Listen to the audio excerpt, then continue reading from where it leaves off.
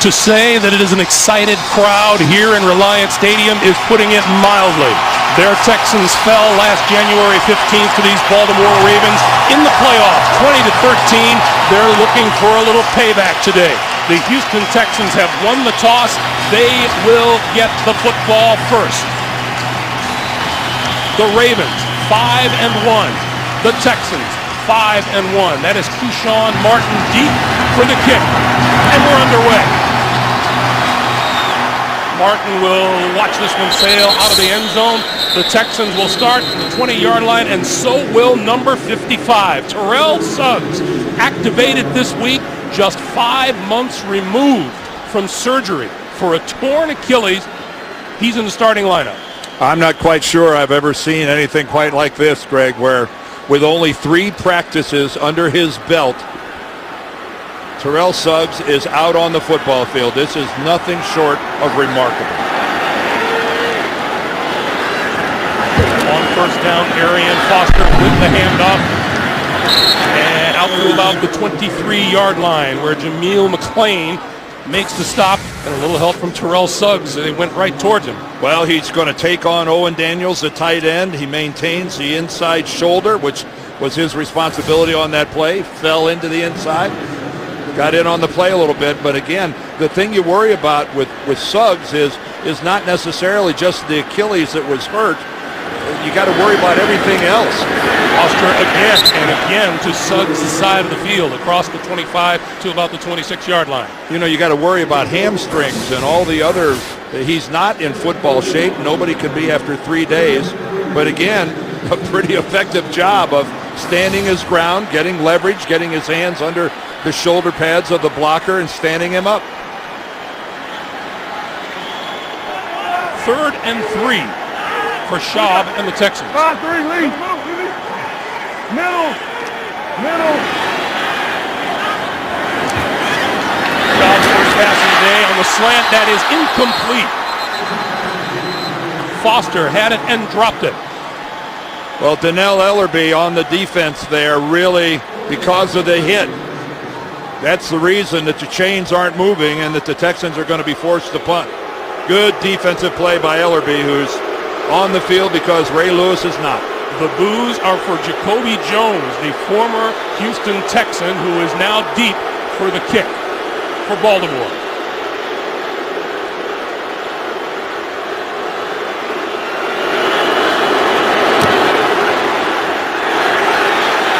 Jones will let it bounce, and it takes a Houston roll and goes out of bounds just short of the 20-yard line. Line of scrimmage will be the 22. And the Ravens quarterback, Joe Flacco. With Baltimore off to a 5-1 start, Flacco using all the weapons at his disposal. 8 touchdown passes against 4 interceptions so far on the year.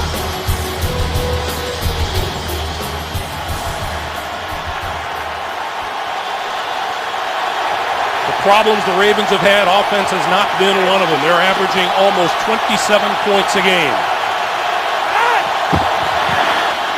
Ray Rice breaking through out to the 30-yard line. A great job of staying alive by Ray Rice and being patient in finding the hole. Take a look, dodging, I think, J.J. Watt in his own backfield, and then able to accelerate upfield. Nice first down. Quickly up to the line of scrimmage, and Ray Rice straight ahead and across the 30. And very close to a first down at the 32. And looks like they will give him the first down. And the Ravens going without a huddle, and Joe Flacco telling us that they're going to stick with the no huddle. It's their primary offense now, but that he wants to run it a little faster. They want to get closer to the tempo that the New England Patriots run. John Harbaugh telling us that they're about 3 seconds a play behind the pace that New England operates at, and they'd like to pick it up. From the shotgun, on the slant, complete across the 40 to Torrey Smith. Well, that is a hard route to defend, that slant to the inside. If the throw from the quarterback is in the right place, very difficult to defend. Once again, no huddle. Line of scrimmage, the 45-yard line. And Jonathan Joseph, number 24, down here at the bottom. He's locked up on Torrey Smith. Smith in motion. The give is to Rice. Rice to midfield and more. And out of bounds just inside the Houston 40-yard line. It'll be another Baltimore first down. Well, again, Baltimore being very effective running the football. Ray Rice not challenged. He's untouched to that point. That's his first contact. We may get a fingertip. That's about it, but J.J. Watt gets mostly air as Rice accelerates through a very nice hole. 3 carries for 27 yards for Rice. Flacco to throw. And inside the 35 to about the 33 is the tight end, Ed Dixon. I'm sure Ed Dixon is happy to get involved in the passing game. He came into this game with 7 receptions, while Dennis Pitta, the other tight end, has 25. And this no huddle doing just what it's intended to do. Keep the Houston defense from rotating people, especially up front. 2nd and 5. Yeah, Houston's in their base defense. Flacco got rid of it. Incomplete. Was under pressure. Pass intended for Torrey Smith. Good job by Flacco stepping up and avoiding a sack, but unable to deliver an accurate throw. Brooks Reed was coming around the corner. There is J.J. Watt. Disruptive could be his middle name. 3rd and 5.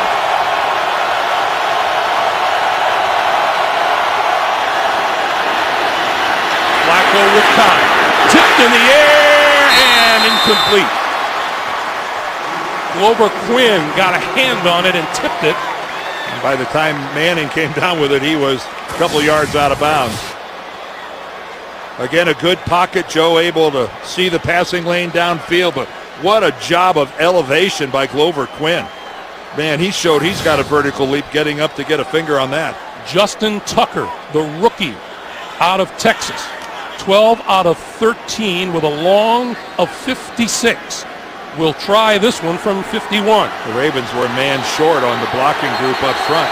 Just got him out there. Tucker is 2 for 2 from 50-plus yards so far, and there's a timeout call. They had to burn it. Their first. A mistake on special teams. They were 10 men instead of 11. 11:01 to play in a fast-paced, scoreless first quarter. Those 2 50-plus yard field goals by Justin Tucker came in their only loss of the season, week 2 at Philadelphia. This is from 51 yards out.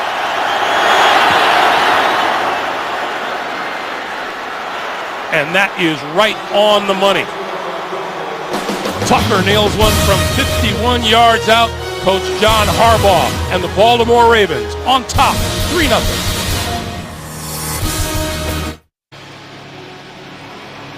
The Baltimore Ravens outscored Houston 17-3 in the first quarter of that playoff game last January. They're off to a 3-0 start thanks to an 8-play, 45-yard drive. Keyshawn Martin is deep and will not return this one. So the Texans will start from their own 20-yard line, and that means Houston quarterback Matt Schaub brings identical numbers to this game as Joe Flacco does. 8 touchdown passes, 4 interceptions. Schaub looking to lead the Texans back from an embarrassing loss to the Green Bay Packers last week. And on this series of downs, Terrell Suggs is on the sideline. Played the first possession, not this one. This is Ben Tate looking for running room. Not much there. No gain on the offensive line. Antoine Caldwell not fully recovered from a concussion. Rookie Ben Jones starts at right guard. And among the backs and the receivers, Arian Foster looking to rebound from a 29-yard rushing effort against the Packers. He has 41 touchdowns in 41 career games. You know, Greg, everybody talked about how the Texans were going to respond after being spanked by Green Bay last week, but it looks right now like the Ravens are responding defensively after giving up 200-plus in consecutive weeks. This is Tate. Tate out to the 25-yard line. Up front for the Ravens, Kimoyadu's sore knee gives Terrence Cody the starting nod at nose tackle. The linebackers, Ray Lewis out with the triceps tear. Terrell Suggs was the starting linebacker, and he is now back onto the field. And with the season-ending injury to Ladarius Webb, Jimmy Smith, in his second season out of Colorado, elevated to start at cornerback. There is Suggs. This is a defense without a pure pass rusher other than Suggs. And the quicker he can get back into pass rushing form, the better for this team. Schaub on 3rd and 5. This time incomplete. Intended for Foster. And Ellerby again comes up with a big play. Remember, he dislodged the ball on the first possession, and that time he's got the coverage on Arian Foster, who was complaining about it. But complaining about it doesn't do anything. Kudos to Donnell Ellerby. A couple good performances on the opening 2 series. Once again, Jacoby Jones gets the boos. And he will make a fair catch at the 24-yard line. 9:25 to play. Terrell Suggs back in uniform. How you doing? 3-0 Baltimore. Greg Gumbel, Dan Deerdorf back at Reliant Stadium in Houston. 9:25 to play in the first quarter. I think they're calling this Battle Red Sunday here at Reliant Stadium. I'd say 99% of the people in this building are wearing red.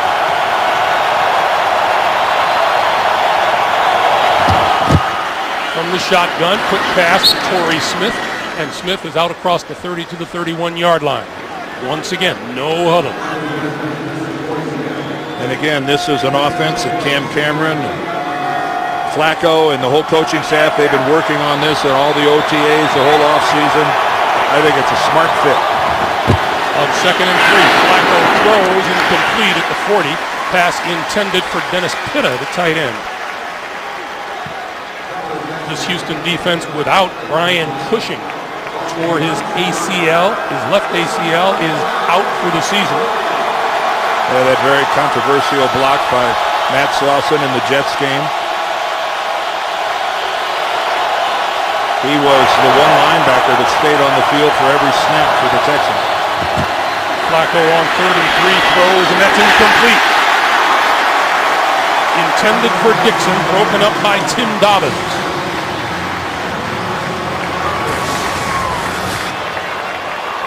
Well, Joe, working the left side of the field, he delivers an accurate ball, and you can see that Dixon's complained the hand was in front of him, but it wasn't pulling down his arm. That's why there was no flag.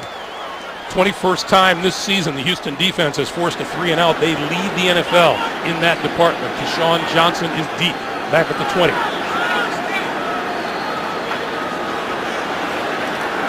Sam Cook gets this one away just across the 20-yard line.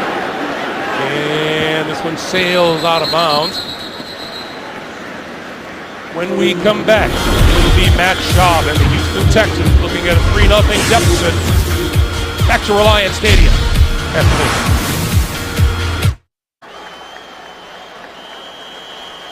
Back in Reliant Stadium in Houston in his 7th season as the Texans head coach Gary Kubiak looking on. 8:46 to play here in the first.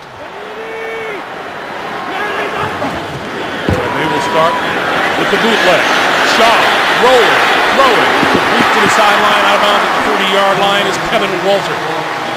And once again, Terrell Suggs on the field to begin this set of downs. Well, the Texans got to shake it up a little offensively. They've had 2 possessions, both 3-and-outs. And this is their bread and butter, the bootleg to the backside. And there were 3 layers of receiver. Kevin Walter was the short one, but he had 2 downfield. Walter was the most wide open. On 2nd and 2, Schaub throwing to this side of the field and going up high to get it is Andre Johnson for his first catch of the day at the 35 and a first down.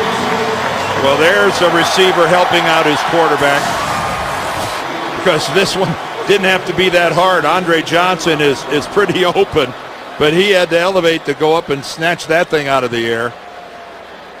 He has been so good for so long in his 10th year already, Andre Johnson. Last week against Green Bay, surpassed 10,000 career yards receiving. On first down, Schaub under pressure and goes down. Terrell Suggs. Yes, it is. Look at that. I am back, and this is remarkable. It's going to be a little loop stunt. He's going to fight back to the inside, and you can see that Haloti Ngata, he went to the outside, and then Suggs comes in behind Ngata, and he is unblocked. Ngata took up 2 Texan blockers, and Suggs comes right up the middle, right into the grill of Matt Schaub. 14 sacks last season, the NFL Defensive Player of the Year. Schaub. And that pass to Owen Daniels is ruled incomplete. A reminder for you, you can get live score updates for all of your favorite teams with the new CBS Sportcaster app. Available on select devices. Visit cbssports.com/mobile or text SCORE to 42777 to get the free app. And this crowd in Houston is getting a little restless as to how uneven they look offensively so far. 3rd and 18. Schaub needs the 45-yard line for a first down. Foster. Back to about the original line of scrimmage at the 35-yard line, and that will bring on the punting unit. Well, you even hear a smattering of boos in the background from this crowd. They've been reading all week how decimated the Ravens are defensively. That given up over 200 yards rushing a couple weeks in a row. I think they had visions of just mowing them down and up and down the field at will. Kind of underestimated the heart and some of the professionalism over there on the Ravens' defensive side of the ball. They've managed just 25 total yards so far today. This is Jacoby Jones. Going to let it bounce inside the 10 and trying to save it at the goal line. The Houston Texans appear they did at the 3. Alan Ball, number 22, making the special teams play. And the Ravens will start in a hole when we come back. Alan Ball is the player on your left. Watch him get down there and throw the football basically back under his feet and setting up outstanding field position for the Texans defense. First man through is Vontae Leach, the ex-Houston Texan, and he is out to about the 9-yard line. Now there's a game changer because Leach doesn't carry the ball very often. That's just his 3rd carry of the season and the 18th carry of his entire career. Spent 4 seasons with the Houston Texans here. You don't spend a lot of time defending Leach against the run. You certainly have to account for him in the passing game. Bernard Pierce is lined up behind Leach in the backfield on 2nd and 4. Flacco running out of time, gets hit, lost the football, recovered by the Ravens. Ball went right to Matt Burke. That ball just one hop right to Matt Burke, the center. One of the great names in linebacking making the play, Dan. And you see Merciless, which is, we've been waiting all day to say this kid's name. The rookie, their 1st-round draft pick, Whitney Merciless, knocks the ball loose, and fortunately for the Ravens, right to their Pro Bowl center. 3rd and 6.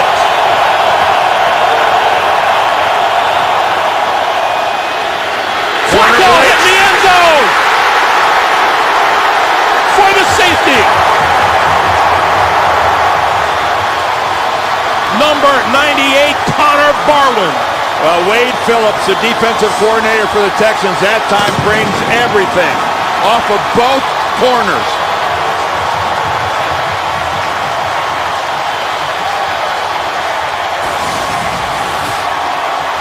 Off the bottom, there comes Daniel Manning, and then off the top, Joe Flacco saw Manning coming, but he had no idea of the pressure coming from his backside, and Connor Barwin gets the sack and the safety. Barwin's first sack of the season. Flacco did a great job just holding on to the football. Well, he knew that he had Ray Rice front side to pick up the corner blitz coming from Manning, but not very often do you get that kind of pressure coming off both sides simultaneously. Great call by Wade Phillips, the defensive coordinator. And there's nothing a defensive player likes better than an uncontested run at a quarterback who's looking the other direction.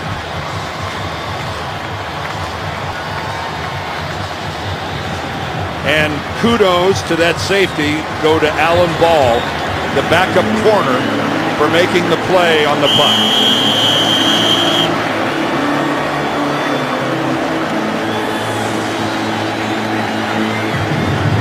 Martin awaits the kick from Sam Cook.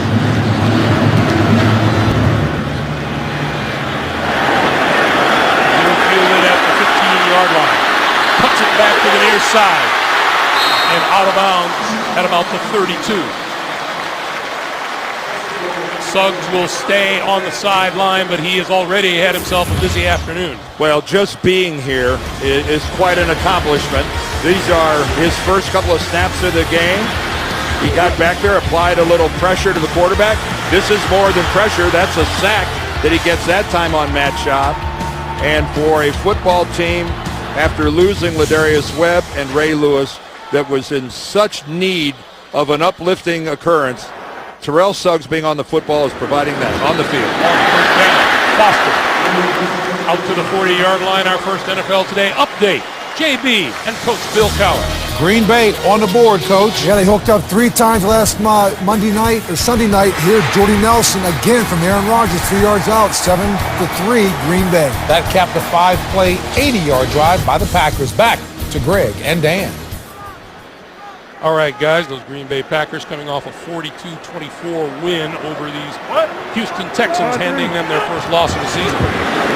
Foster again, right side, turning the corner. Has the first down, and we have a penalty mark. Oh, it's going to be holding. This is coming back. Tony Corretti, the referee, throws this flag. Offense, number 88. 10-yard penalty.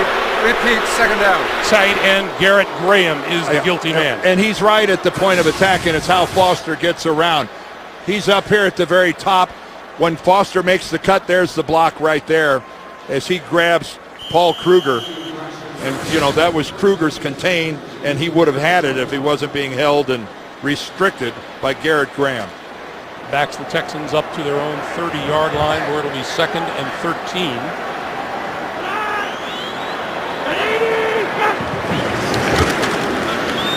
Schaub. And across the 40-yard line, complete to Andre Johnson. Once again, back to New York. JB and the coach. All day, Adrian Peterson. Yeah, you guys got 2 pretty good backs you're looking at, but how about Adrian Peterson here? It looks like he's back in rare form. Cutting, slicing, going across, 7-0 Minnesota. 46 yards by Peterson on that drive. Back to Greg and Dan. Well, you talk about a strong comeback from injury. How about Mr. Peterson? Really, I know we're going on about Suggs, but put Adrian Peterson in that same category. On 3rd and short yardage. This is James Casey for the first down. Well, there's a little misdirection, and there's another tendency buster as Casey gets his first carry of the year. In these days of playoff baseball, number 86, once drafted in the 7th round by the Chicago White Sox back in 03 as a pitcher. Well, he's really kind of a jack of all trades for the Houston Texans, but primarily as a blocker and as a receiver, not as a runner. Terrell Suggs back on the field for Baltimore, first down.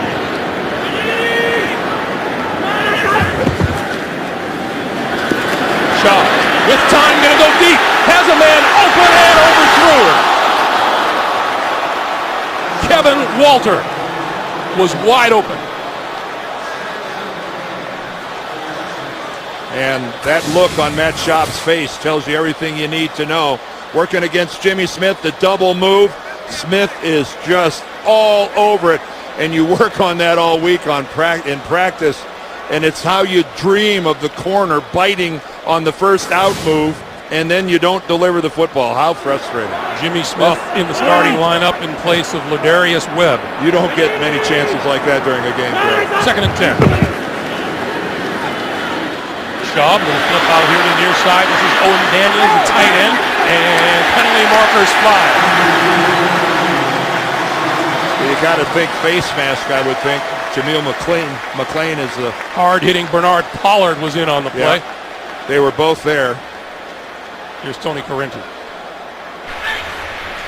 personal foul, grabbing the face mask, defense number 31.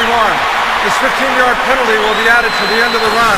Bernard Automatic Pollard, first who down. spent 2 seasons here in Houston himself, and there it is. Yep. I originally said McLean, take it back. It was Bernard Pollard. And that is, he released it, but the damage had already been done. He had it firmly enough.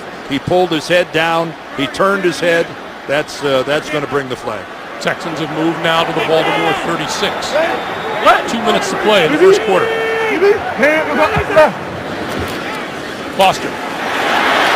Hole on the left side. How 31. How close was that? You can see Arian Foster gets up and slaps his hands together. He knows he was so close to breaking it. Like And Terrell Suggs making that play. Yeah, let's take a guess who's going to actually get Arian Foster on the ground. Yes, it's number 55. It's Terrell Suggs. It wasn't the cleanest of tackles, but it was effective. It got him down. Again, folks, it's coming back. Surgery on what, May the 8th? And on the field, still in October. Nobody saw this coming except maybe Terrell Suggs. Schaub. Under pressure from Suggs behind. Got it away to the 25-yard line is Andre Johnson for a first down. And Suggs almost had his second sack as he's chasing Matt Schaub. Suggs is on the right side of your screen. Here he comes, and Schaub just sees him coming and just gets out of there. Moves to his right long enough to buy a little time. And Suggs just shed Dwayne Brown, number 76, the left tackle, who really is the Texans' best offensive lineman. And shed him not for the first time today. No, he just cast him aside. On first down now. Down the middle, touchdown, Kevin Walter.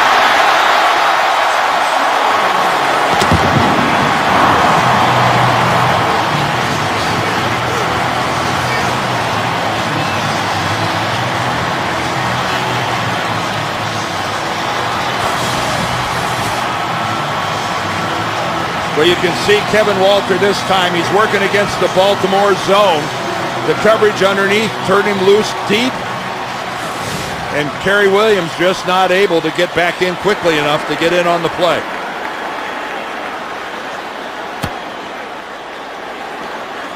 Shane Graham, 20 for 20 in extra points this season. Now 21 for 21. I guess Kevin Walter being so open earlier and Shaw missing him, there's a little poetic justice that he ends up getting the touchdown on this drive anyway. First the safety, then the touchdown pass. And Houston on top. Here's Kevin Walter lined up right here in the slot. Take a look at it when he releases. Bernard Pollard is right across from him. And Bernard Pollard, he's playing zone and he lets him go. But for some reason, I don't think that it was zone. Kerry Williams fell off his coverage on the outside receiver and tried to get back in on it. But that couldn't have been his responsibility. Looked to me like Pollard was in man coverage but didn't realize it. And he was playing zone. And it resulted in a Houston touchdown. Jacoby Jones, who returned one 108 yards for a touchdown last time out, comes out of the end zone and has running room on the far side. Still on his feet and finally out of bounds at about the 40 or 42-yard line.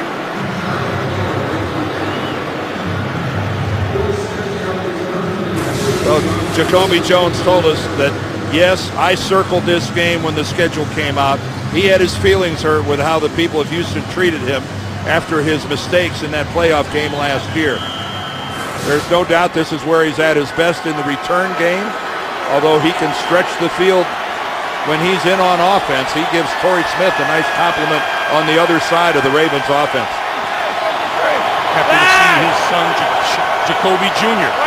last night when the team hit town on first down. This is Ray Rice. And Rice just across the 45-yard line. Well, this town just didn't, they didn't forgive and forget with the muff punt and the fumble and the game in Baltimore last January. And you can see they still haven't forgotten the way they boo him every time he goes back there to return a kick. We've come to the end of the first quarter here in Houston. It is 9-3. Texans leading the Ravens. We're coming back for the second quarter. More here on CBS. Home Super Bowl 47.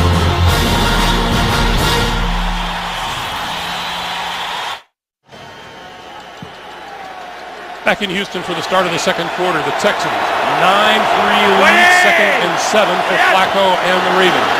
And Flacco to throw, far side of the field, intercepted, picked off on the far side by Jonathan Joseph to the end zone for the touchdown.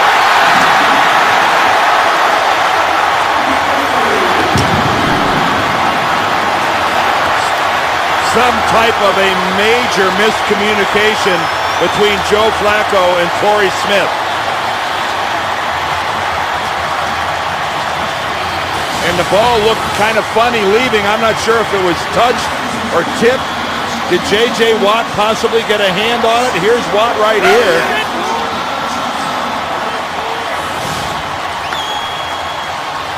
Jonathan Joseph was in question right up until game time today with a sore groin. He was practicing. He wasn't practicing during the week. He's in the starting lineup. He's put 6 on the board. Shane Graham adds the extra point. 14:51 to play in the first half. Houston's lead is 16-3. Earlier I called J.J. Watt disruptive, and that's putting it mildly, as Houston has scored 14 points in the last 39 seconds. 9 passes defense, 4 of them resulting in interceptions. And Jacoby Jones will let this one roll through the end zone. Let's go back to that play. Well, this explains why the ball ended up on the inside. Watch Watt there on your left, number 99. He goes up. He alters it enough where it comes to the inside when Torrey Smith was running an out pattern to the outside. And Jonathan Joseph saw it. Here it is. There's the hand, the white glove right there. It just flicks his thumb, alters the trajectory enough. It takes enough off of it that Jonathan Joseph sees it, is able to react to it. And J.J. Watt continues to have the best year that a defensive player is having in the entire league to this point. Wade Phillips said he never had a rookie who improved as much at the end of his year, a year as J.J. Watt did last season.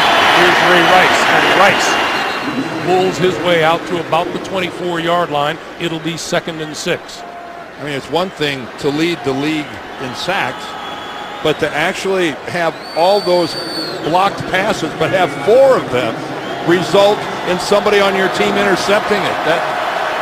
And you know, in talking to him, Dan, don't you think this is a guy who's just having too much fun? Well, his attitude is infectious. Everyone on the Texans will tell you they feed off it. Rice again. Nowhere to go. Stacked up at the 25. The rookie, Jared Crick, number 93, leading the charge defensively. And that is Kelechi Osemele, the rookie right tackle out of Iowa State. And a Houston native, grew up within 10 or 15 minutes of this building. A lot of family members here. This is a shame. It's a young man, as we have met all season long, Kelechi Osemele. They have brought the cart out for him, and let's take a look at what happened to him. Well, it's like what happens to offensive linemen a lot. They're blocking. There he is, number 72. He's right here. And watch, he's making his block, and from behind, the entire pile, Ray Rice and blockers just collapse his leg underneath him. He can't get out from under it. He's being held up.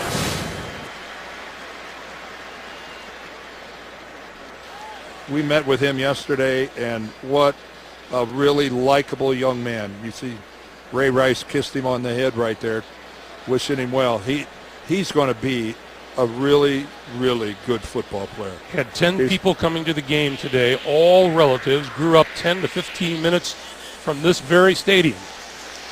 And right now, I know it's a great story that Terrell Suggs is back, but we're watching starter after starter get hurt and knocked out of lineup for these Baltimore Ravens. Last week it was Ray Lewis and Ladarius Webb, and now it's Kelechi Osemele. And number 78, Bryant McKinney, has come into the lineup for Baltimore now.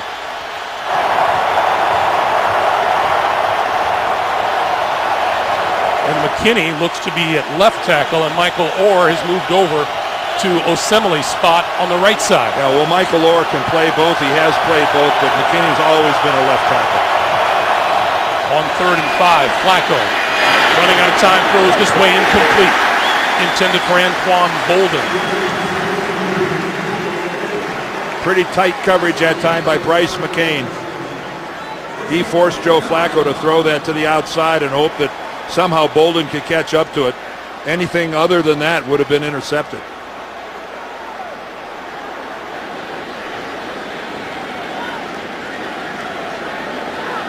Keyshawn Johnson is deep for the kick.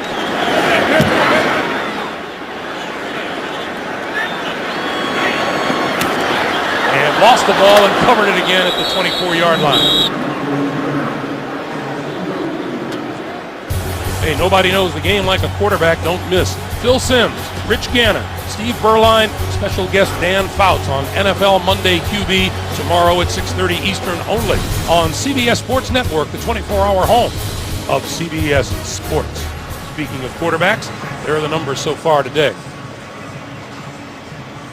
Well, Matt Schaub had the big mistake where he had Kevin Walter wide open, but that's forgotten because on the same drive they finished it off with another touchdown that counted to Walter. So Ed, so far, Matt Schaub's off to a pretty decent start. Assembly has gone in for x-rays on his ankle. This is Tate, and Tate hit hard. Coming up from the safety, Ed Reed. Well, Ed Reed, a lot of talk about his bad shoulder. It didn't seem to affect him here.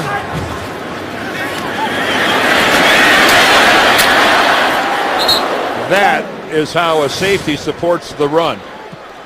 And Ed Reed came up, went low, and right on the thigh pads of Ben Tate. Schaub throwing the near side, and this is Johnson. Johnson across the 35 for a first down.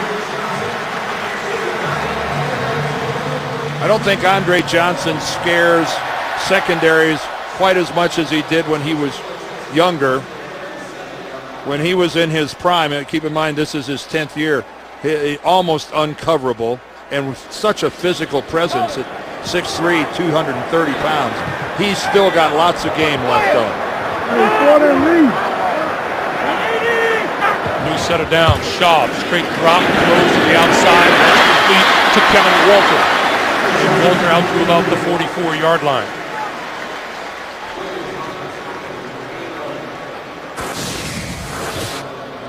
Kevin Walter, he split all the way to the top of the screen. Nothing fancy there, but you take advantage of a cushion like that being given to him by Kerry Williams. That's just pitch and catch if the corner's going to give you a 5-yard cushion. A veteran quarterback will take advantage of that every down.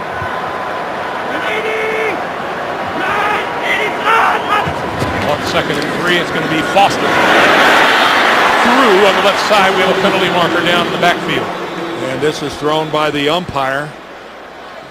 Usually not good news for an offensive lineman. Holding, offense, number 86, 10-yard penalty, repeat second down. That would be James Casey.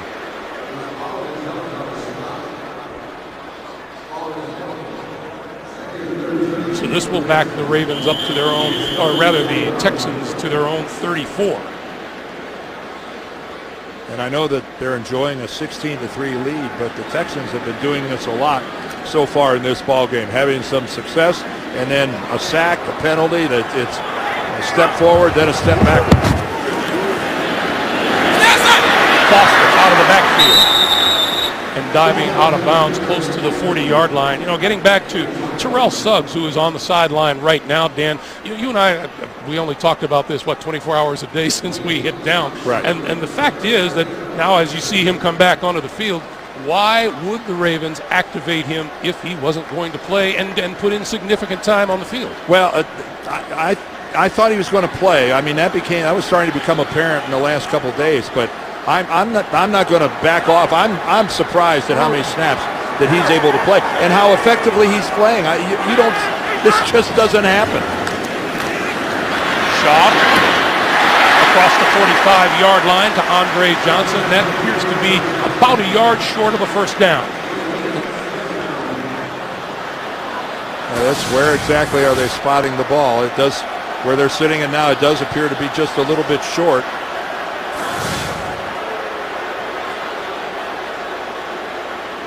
Crowd doesn't like the spot. Not big fans of the spot, right? Although They're being vocal today. The thing about Suggs is that I know the greatness of Terrell Suggs, the defensive MVP. He's been a star in this league since he got here.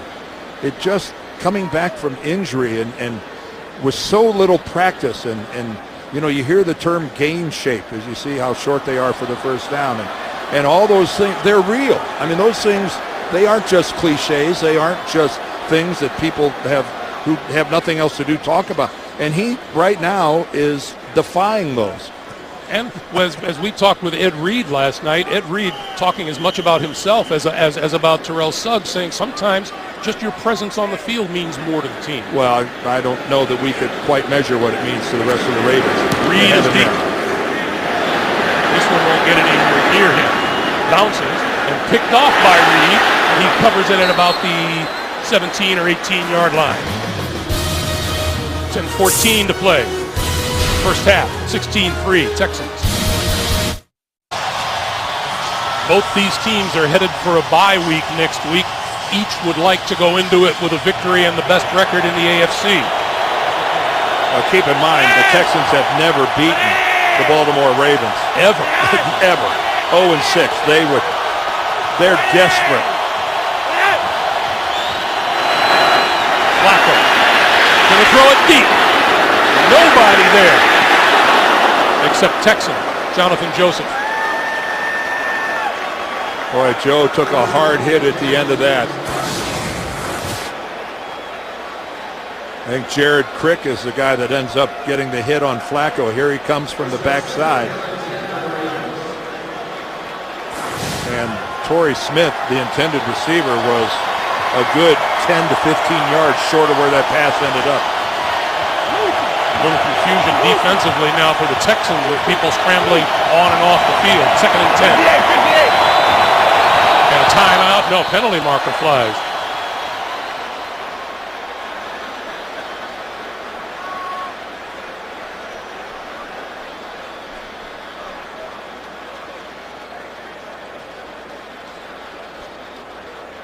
Tony Correnti getting the explanation. There is no foul for 12 players in the defensive huddle as Houston had called timeout. Timeout, Houston. So Houston uses a timeout, escapes the penalty. We take a break. The Baltimore Ravens have managed just 12 yards in their last 12 offensive plays. Flacco, quick pass outside, overthrows Torrey Smith. Boy, just a simple little hitch. That's as easy as it comes. And that pass just got completely away from Joe Flacco. Cam Cameron, the offensive coordinator for the Ravens. The only offensive coordinator in Baltimore that Joe Flacco has known. 3rd and 10.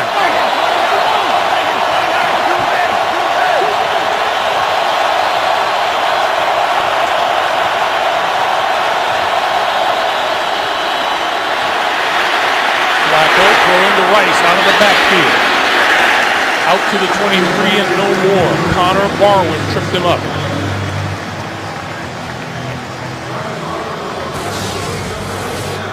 Joe Flacco, he's got plenty of time, and his arm, he delivers that football to Ray Rice, even with Merciless having his hand on his bicep as he releases it. Luckily, it was a very short pass to Ray Rice, and it got there. Once again, Sam Cook will kick it away.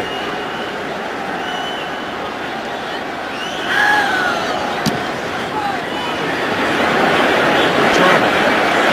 From the 25-yard line, Sean Martin. We have penalty markers down as he returns to the 27. Let's check the flag. During the kick, personal foul, grabbing the face mask, receiving team number 88. This penalty will be assessed half the distance to the goal, first down. That's Garrett Graham guilty of another penalty here this afternoon. Well, defensively, Houston, as you know, they've held the Ravens to 3 points so far, and they got those early. Joe Flacco's been under pressure a great deal, one resulting in a safety from J.J. Watt. Then J.J. Watt with the tipped ball right to Jonathan Joseph. So the Houston Texans on the defensive side of the ball, they have had a fine start. Well, I go back to what Joe Flacco said about J.J. Watt yesterday, that J.J. Watt, he just knows, if he knows he can't get to the quarterback, then he knows what else he has to do to assessed from the end of the run, first down. I think I gave Watt credit for that safety. That was actually Connor Barwin that got the safety. But it has been a stellar performance for the guys in red on their side of the ball so far.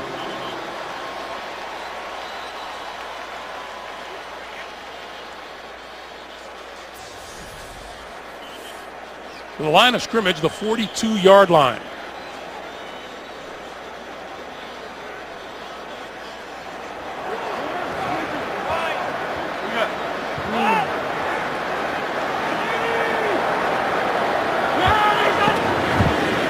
Shaw to throw on first down. Over the middle.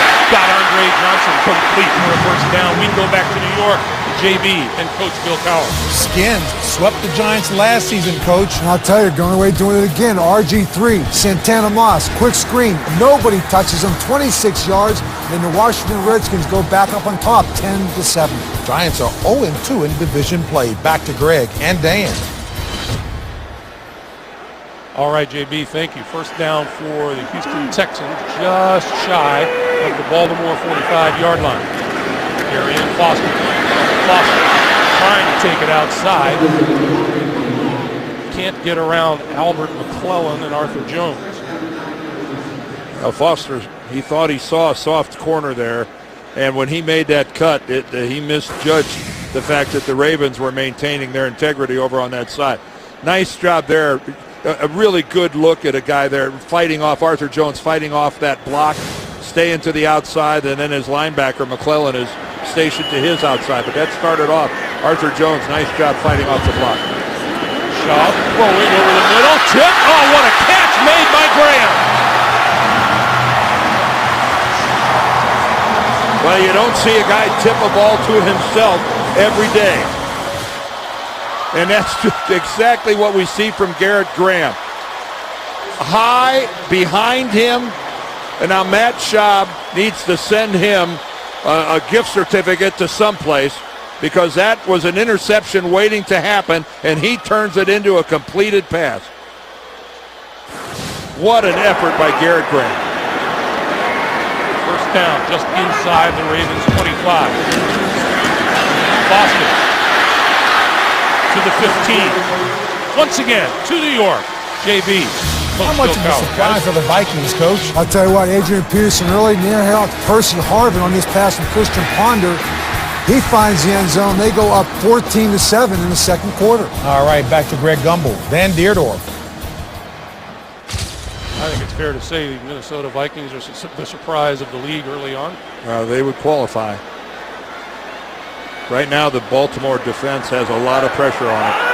They've got to tighten this up, see if they can't force Houston to take a field goal. Foster inside the 10, inside the 5, and down to the 2. It'll be first and goal. And some of the problems that we've seen in the past, these past couple of weeks from the Ravens, not getting off blocks, shows up right here. Because they've got red jerseys on them. You can see right there, Cody can't get off a block, and that is just way too easy. Take a look to the inside. McLean gets run out of there. You talk to the Ravens coaches, and they'll, to a man, tell you that not getting off blocks has been a huge problem for us. On first and goal. Play fake. Pass. Diving catch. Touchdown. Well, Matt Schaub went sidearm on that one. Matt, who's got a pretty good over-the-top delivery, goes sidearm on that throw. And Owen Daniels is such a good receiving tight end. Did that ball hit the ground? Whoa, when it comes off, when it's on the way from his hands to his midsection, does that thing hit the field? Keep in mind, because it's a scoring play, it's automatically has to be confirmed. And that's exactly what will happen. Tony Correnti will go under the hood to take a look at it. The replay official is calling Correnti over. Watch when he puts his hands on it here. Now he's going to try to pull it in. It can touch the ground as long as it's under his control.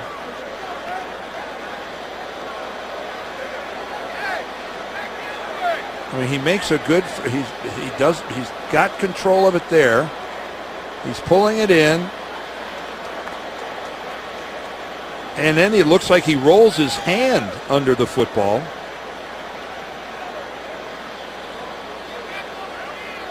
I don't know that, keep in mind the call on the field was that this was a touchdown. So do we have enough to overturn it? Yeah, Tony Correnti is going to have to see conclusive evidence to overturn that. Man, that's tight. That is really. If it stands, Owen Daniels pulls in his 4th touchdown catch of the season. You've got to be able to say, though, 100% that the ground, the ball was loose when it touched the ground.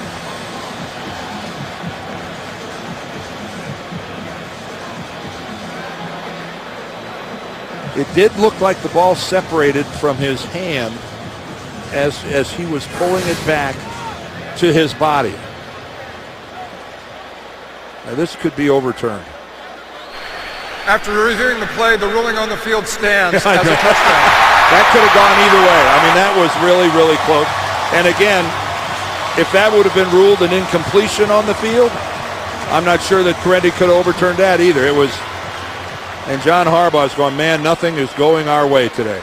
Matt Schaub, his 10th straight completion, is a touchdown pass to Owen Daniels. And it was a heck of an effort by Daniels.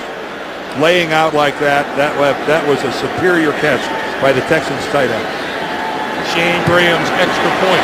After falling down 3-0, Houston has scored 23 straight points, and with under 6 minutes to play here in the first half, the Houston Texans have taken charge, and they lead it 23-3. Houston has been hot. 6 plays, 58 yards, and the touchdown pass from Matt Schaub to Owen Daniels. It is time for the Ravens offense to wake up. 64 total yards, Flacco 4 of 12. They're averaging just about 3 yards a play, including their passing game. That is woeful. Here's Jacoby Jones from the goal line. Out to the 20-yard line. Yeah, we've penalty markers down and little scuffles.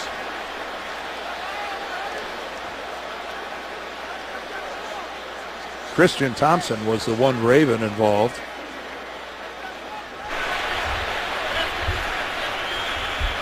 After the play had concluded, and with common interest in both teams, personal foul, unnecessary roughness, receiving team number 33.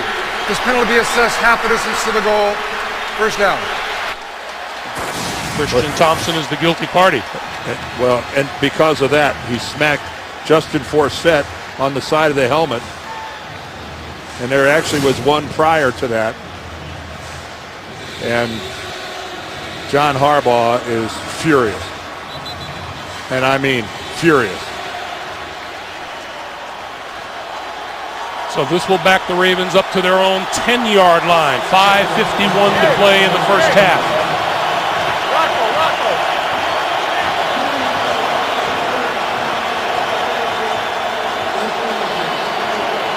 Nothing consistent on offense yet for these Ravens.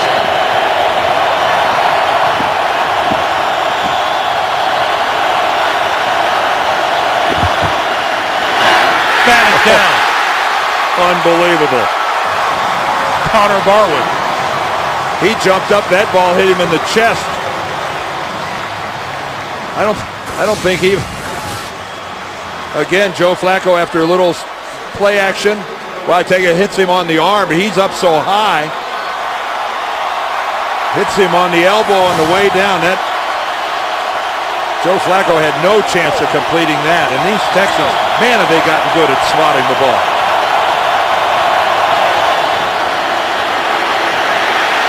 Flacco throws incomplete. coming across the field was number 84, Ed Dixon. It'll be 3rd and 10. The x-rays taken from Kelechi Osemele's ankle are negative, we are told, so that's good news. Well, that is good news. When you first saw that and you saw him on the cart, you were concerned that it might be broken, but you hope he gets back in a hurry.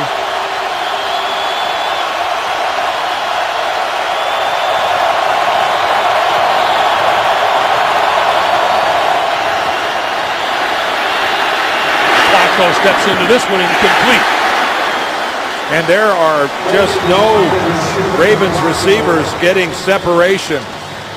For the 4th time today, Baltimore goes 3 and out, and this Houston defense leading the league in that department, 24 of them now this season. Well, Anquan Bolden is the intended receiver. Bryce McCain grabbing him, and he grabs him again right here. But again, the officials are letting a lot of contact get away. But amazing, Joe Flacco is 4 for 15 so far in this game. Line drive kick. Martin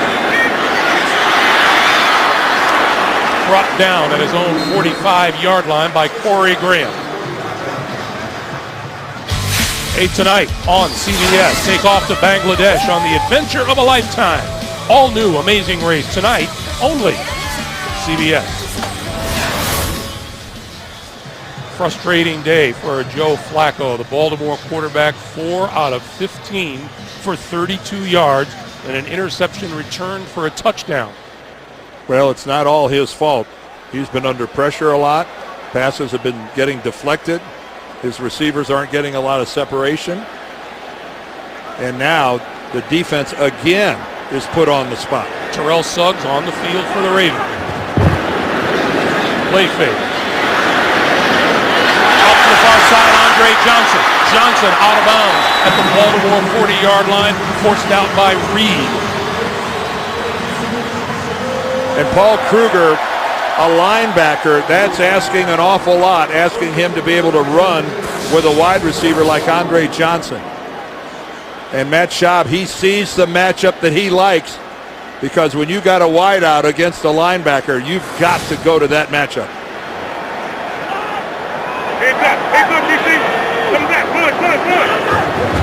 On first down, this is Tate to the left side and running room off the left side inside the 35-yard line to about the 33.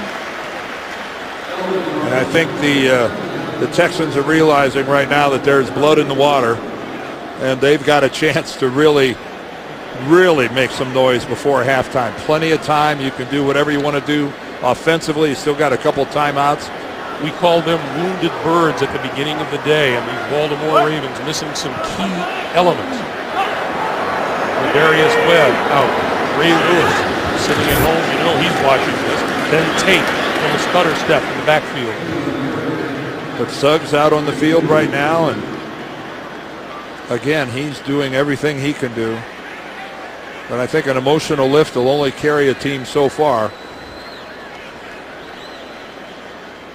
And with the bye week coming up, you know that if you're a Ravens fan, what you want more than anything is, yeah, you'd like to get this win, but you want Terrell Suggs to come out of this game healthy, and then looking at the next couple weeks where he can really get some good solid work on the practice field and take a big step forward.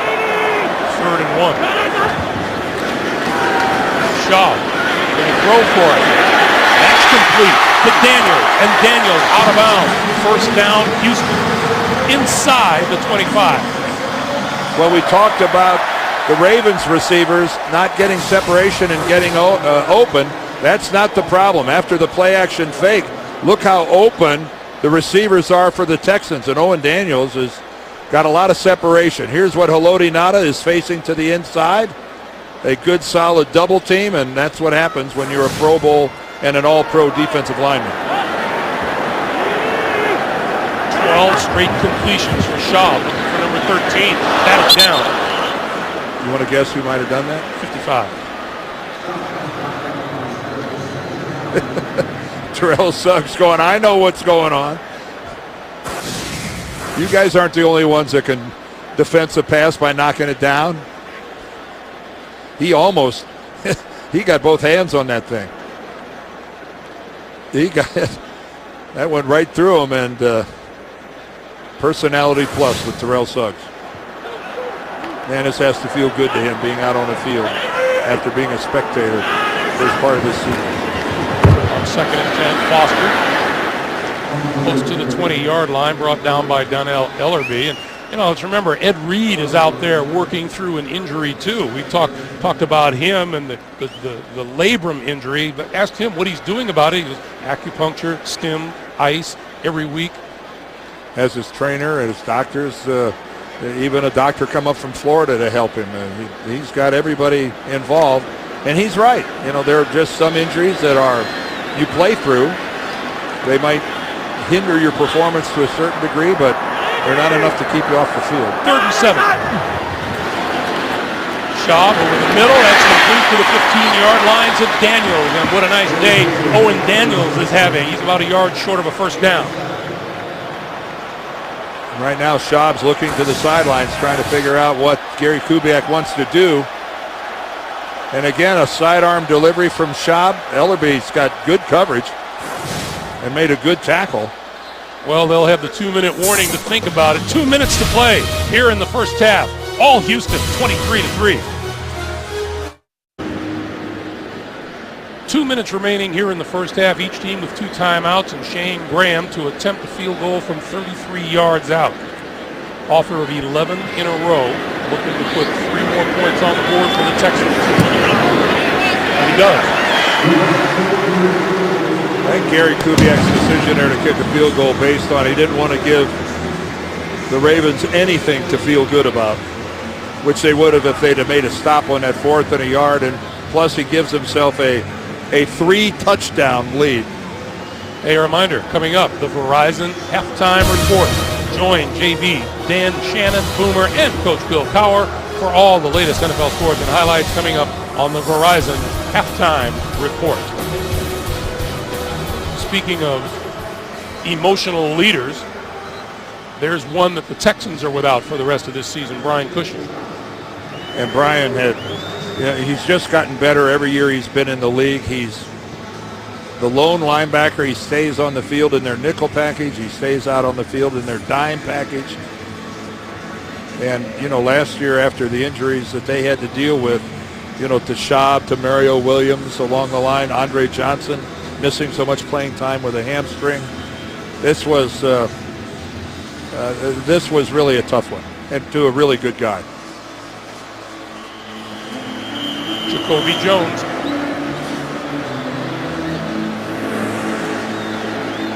Returned 108 yards, much to the surprise of his teammates. Didn't expect him to bring it out, but on the run, he's at the goal line. Breaks it to the outside. 30, 35, terrific return by Jacoby Jones out across the 40-yard line. Well, it's been a tough outing for Joe Flacco. He's had a combination of things happening. Overthrow there, miscommunication there, a pick six because the ball was deflected by J.J. Watt. Jonathan Joseph gets a touchdown out of it. But the raw numbers are unattractive, to say the least. 4 of 15. Not at all typical of a guy who came into this game completing 62% of his passes. They haven't converted a 3rd down yet. Baltimore just 12 total yards here in the second quarter. Flacco throwing, and that one is complete across midfield to Dennis Pitta. And even a successful drive that results in a field goal, that is at least something to feel good about on your way into the locker room. Another quick pass to the outside, and that's complete again to Pitta. And that's enough for a first down inside the Houston 45.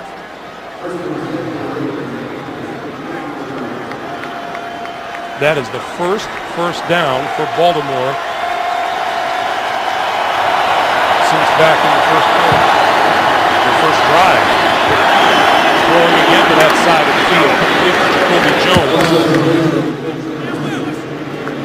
Stops the clock with 1:17 to play.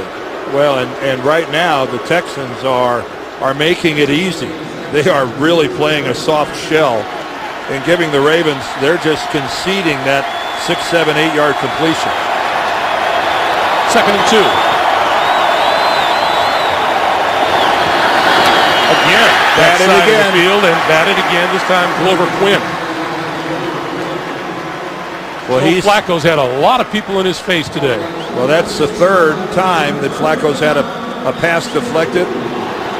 Quinn gets that one. Barwin got one. Watt got one.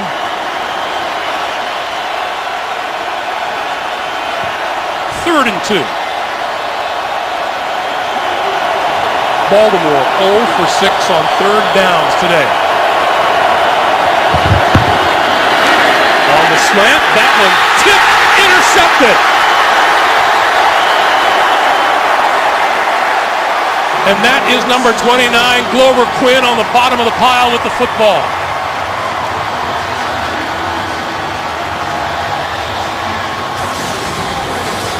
Let's watch inside who gets a hand on this ball.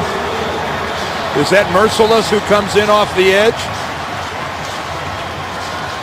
Let's take a look right here, going up in the air. Yes, that's Whitney Merciless, the rookie. Boy, he's having a first half. And there he comes right there, number 59. He hits the ball the second it comes off of Joe Flacco's hand. And what an effort of extending and reaching back by Glover Quinn. The Texans are treating this like a volleyball game. There's another. Batted down right out of Schaub's hands by Kruger. Well, that's about the best thing that could have happened to the Texans on that play. The snap seemed to surprise Schaub. Chris Myers puts it back to him, but it just deflected off of Schaub's hands. And then he sidearms it right into Kruger's forearm. Dan, this is week 7. I'm not sure we've seen this many deflected passes all season. 2nd and 10. I might agree with you. You're right. You think about that? Get back to me. I think, yeah. Well, I'm trying to think. That's incomplete to the near side, intended for Martin. That ball wasn't anywhere near Keyshawn Martin. No, and I guess because J.J. Watt has gotten so much attention with the 8 that he had coming into this game, and he's padded that total. Defensive lineman, if you can't get near the quarterback, get off your feet. If you're not taking the quarterback off his feet, get off your feet and get up in the air.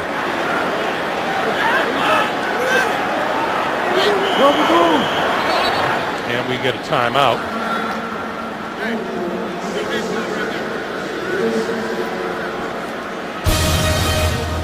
Once again, coming up, the Verizon halftime report.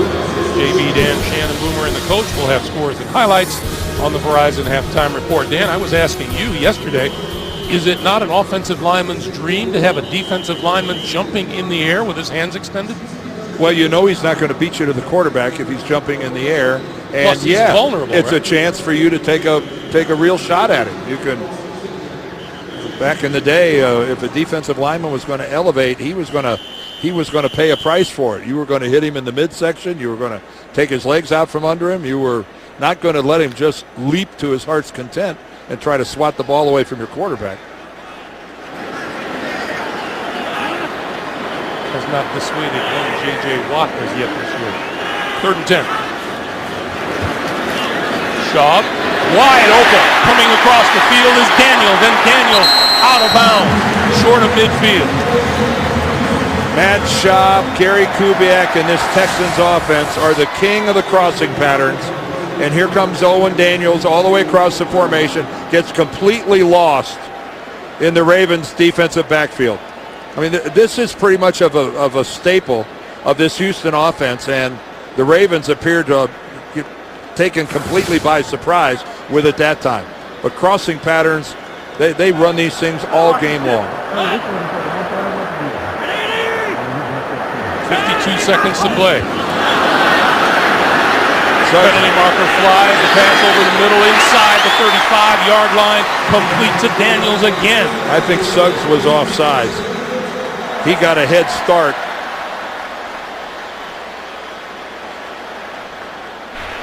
Offside. Defense number 55 was in the neutral zone at the snap. This penalty has been declined.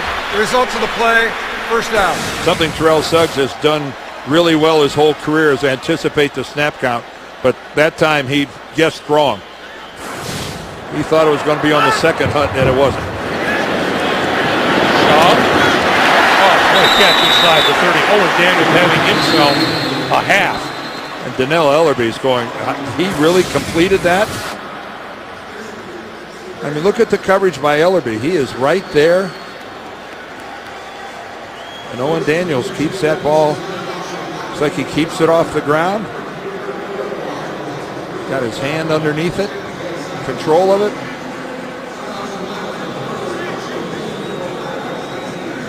Control there, hand underneath the football. I'll tell you, Matt Schaub has been getting a lot of help from his receivers today.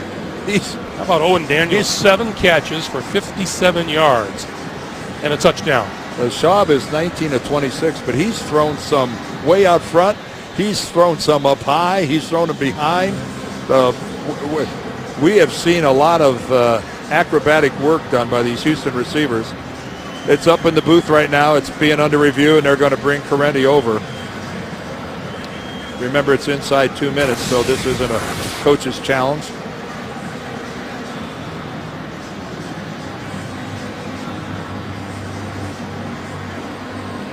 I mean, that looks to me to fulfill every requirement of a catch.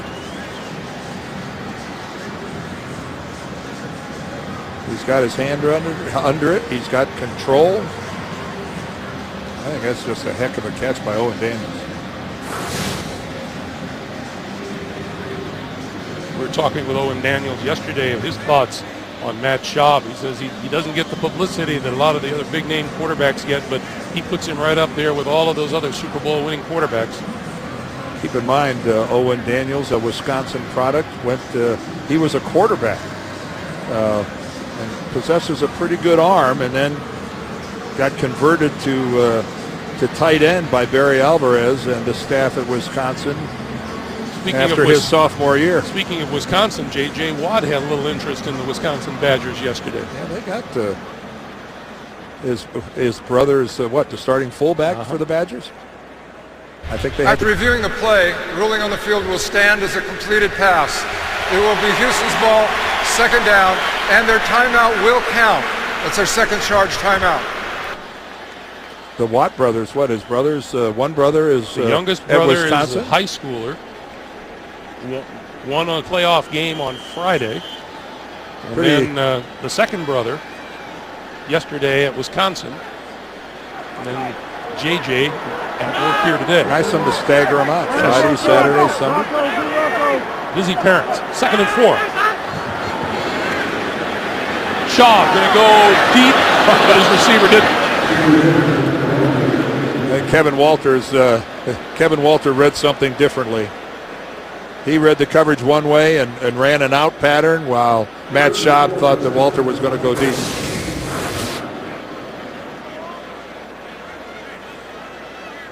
Kevin Walter reads Kerry Williams, and Matt Schaub read something entirely different. 3rd and 4. 33 seconds to play. Shane Graham hungry for 3 more if they don't convert. Schaub hit as he threw. Late flag from the secondary.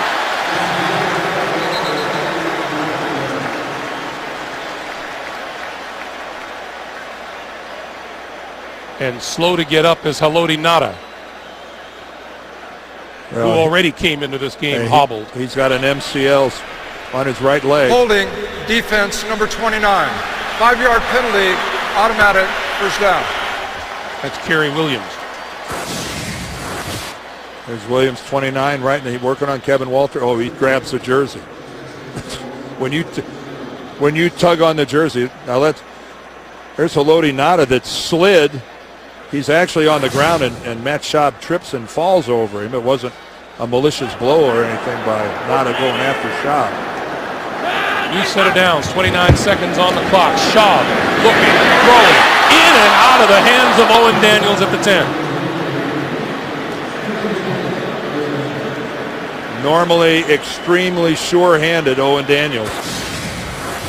And again, Matt Schaub's receivers are getting separation. And that was actually one of the best throws Schaub has had all day, right on the hands. That's a rarity. Daniels has caught a couple that he shouldn't have caught and let that one go. That was right in his breadbasket. 2nd and 10. 25 seconds for the half.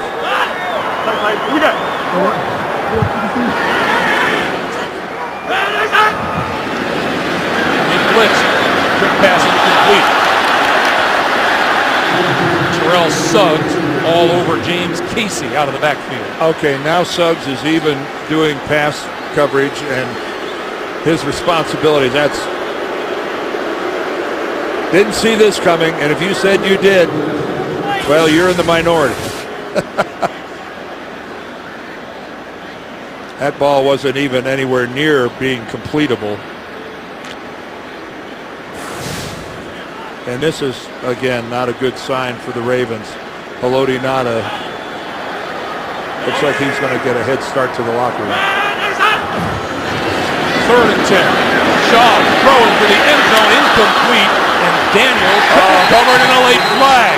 Oh, Bernard Pollard, don't touch that official. That official threw the flag. I don't know if he's going to say that Pollard hit a defenseless receiver.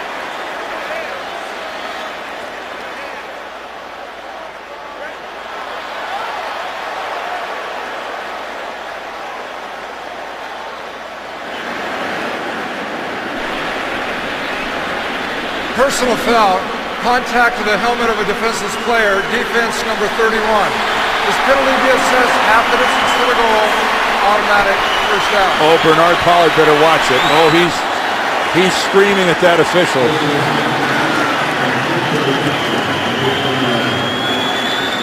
One of the notorious hard hitters in the league. He is furious, and there's the hit. And he does appear to go helmet to helmet on Owen Daniels. And that will draw the flag every time. 16 seconds on the clock. First down from the 11. Schaub, tip, incomplete. Off the hands of Martin. Bernard Pollard is not trying to cause any damage. You know, at that angle, it almost looks like his helmet missed him. It almost looked like it went over the top. Let's look at, from that angle, it looks like it. You could see, Owen Daniels' head snap over. Even if you don't hit him with your helmet, if you hit him in the head, it's a penalty. Whether it's your shoulder pad, your forearm, if you hit him in the head, it's a penalty. Schaub on 2nd down, over the middle. And that is incomplete near the 5-yard line, intended for Foster. 6 seconds on the clock. Do they try another play? They do have a timeout remaining. No, here comes the field goal unit. No, you don't. You can't run a play in 6 seconds.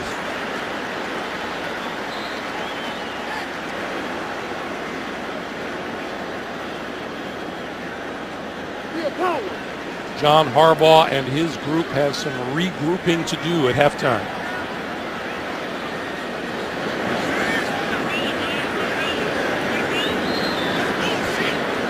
Shane Graham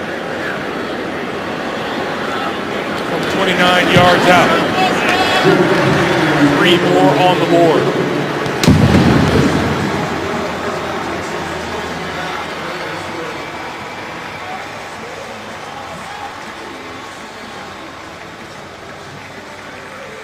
So Houston extends its lead to 29-3.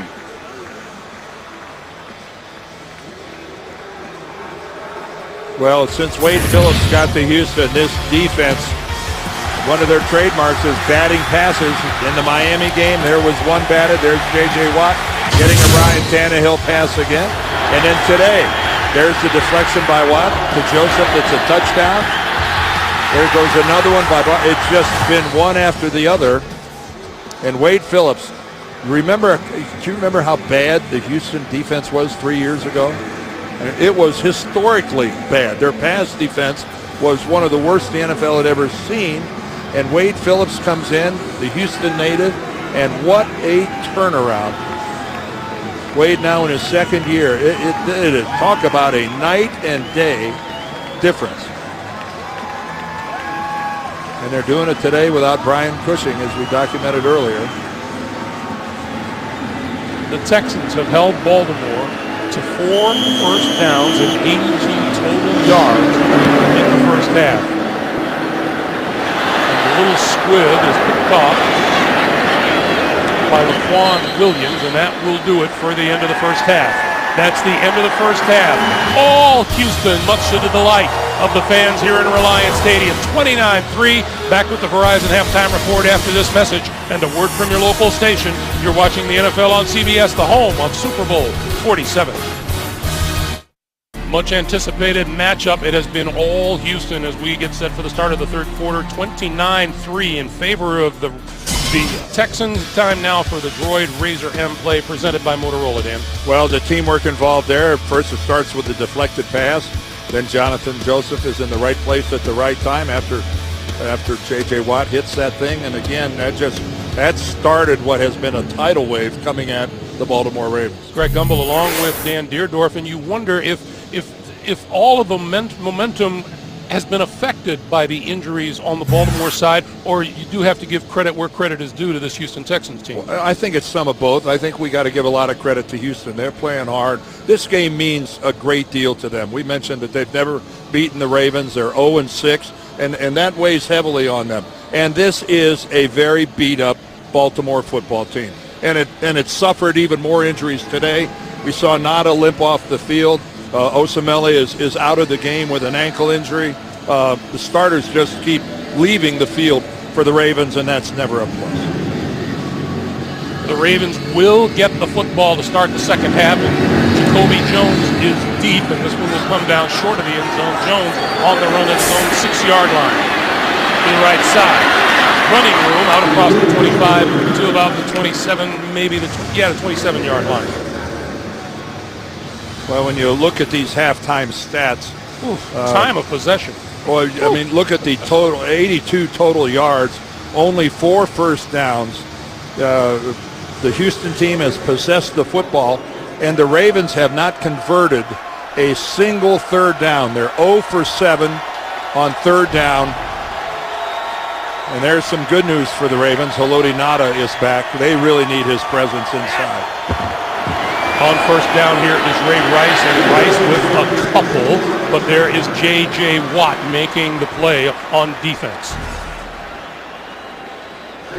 And again, just, I don't know how it can get a whole lot better. I mean, a whole lot worse than that. 8-play drive. I mean, to start it off, everything looked nice and smooth. And from then, look at the longest drive they had after that was 5 plays, and that ends with an interception.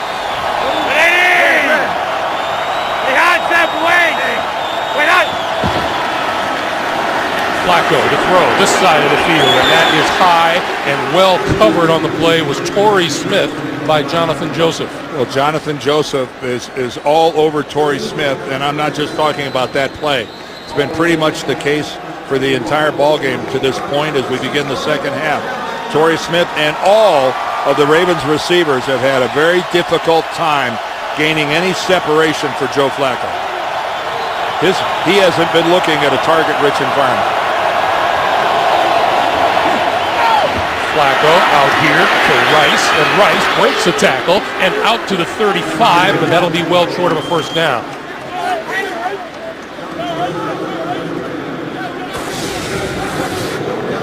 Well, again, Ray Rice can turn these into big plays.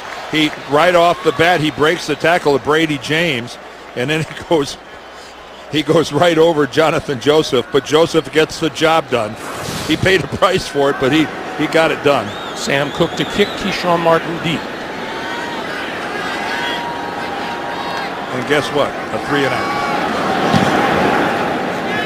Nice kick by Cook. from the 8-yard line. Martin dodging tacklers inside his own 10 is not going to break free.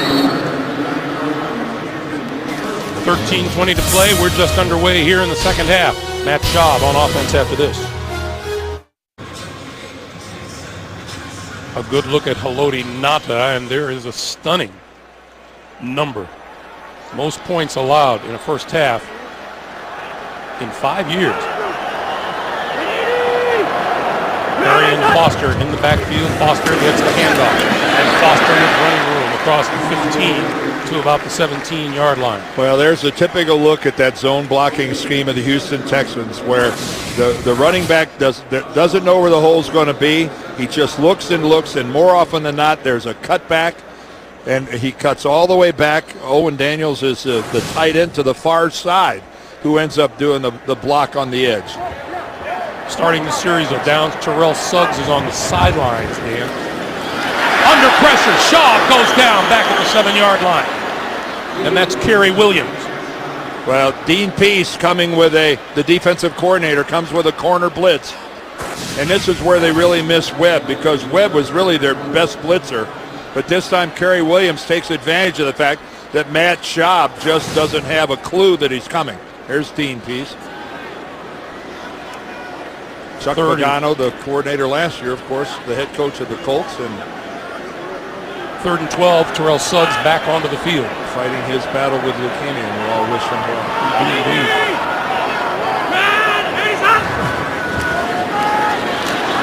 Schaub throws it into the dirt. Under pressure, and Houston will kick. I was starting to ask you, Dan, with Baltimore down 26 points, would you play Terrell Suggs the rest of the way? If he's been cleared by the doctors, and if he wants to play, I think they've already reached the conclusion that he's able to protect himself, that he's able to play up to an NFL level. I don't think anyone on the Ravens sideline is prepared to concede that this game is over. They've got big strike capability on offense. A lot of football left to be played with them. So the answer is no. I say let him keep playing. This ball rolls out of bounds short of midfield, so this is going to be terrific field position for Joe Flacco and the Baltimore Ravens. Boy, do they need it. Back at Reliance Stadium coming up on Halloween in the not too distant future. This is an opportunity for these Baltimore Ravens. Good field position. If you want to get back in the game, you cannot squander this.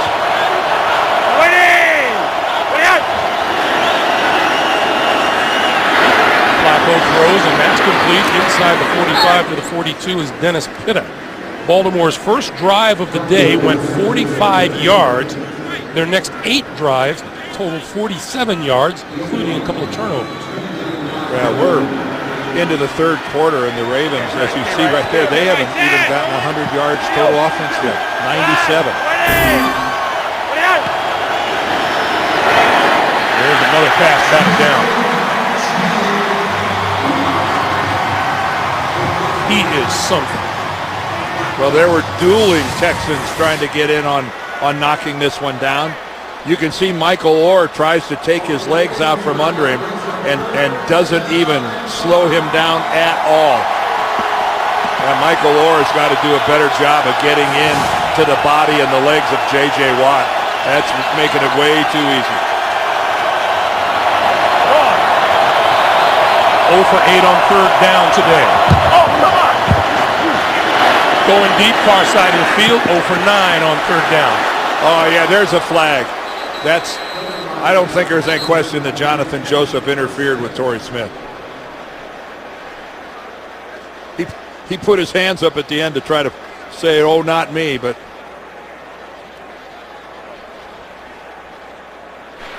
Pass interference, defense number 24 not playing the ball. The ball be spotted, automatic, first down. Well, let's see. The Houston crowd doesn't agree, but no, you can't do that. And then you can throw your hands up at the end, but you can't take your hand and shove the receiver when the ball's in the air. And as you heard Tony Correnti say, not turned around playing the ball just made it that much easier to call. First down at the Houston 21. One trap, one trap. This is Rice to the 15. Going back to Jonathan Joseph, Dan, he's played himself a pretty good football game for a guy who was in and out of practice with a sore groin and was questionable right up until today. Well, he's liable to be questionable on every injury report for the rest of the season. The groin is a chronic problem. They dealt with it last year. He made the Pro Bowl, but the groin is an ongoing issue with Jonathan Joseph. First trip to the red zone today for Baltimore. 2nd and 4. Flacco under pressure, throws incomplete. And Connor Barwin. Well, Joe Flacco has had to pick himself up and dust himself off more than once. Connor Barwin coming in from Joe's right side. Now the good news is Joe was able to see him coming, but you can't give a guy like that.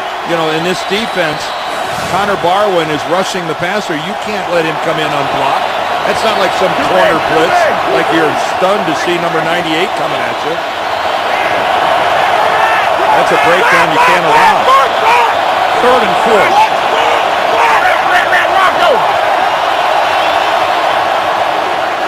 Quick pass outside, complete, inside the 10, 5, touchdown, Camden Doss.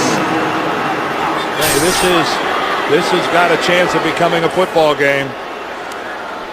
19 points if this is a successful extra point attempt. If this is good, 19 points. That is not that big a deal with as much time as there is in this game. Great job by Marshall Yanda getting out in front of there. Pitta. That is exactly the way you draw it up on paper.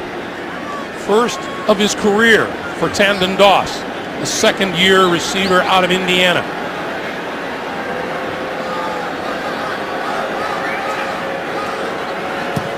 Extra point by Justin Tucker is good. 10:36 to play, 3rd quarter. Ravens jump back into this game.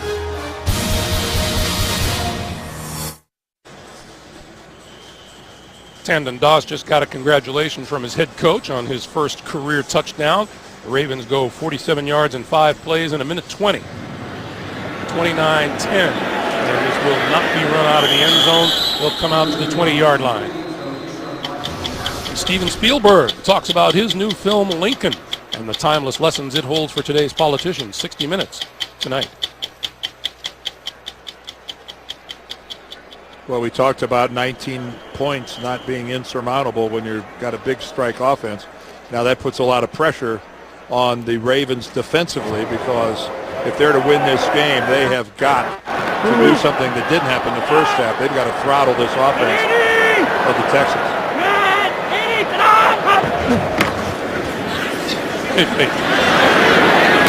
Diving catch made across the 30-yard line by Andre Johnson. Let's go back to that touchdown.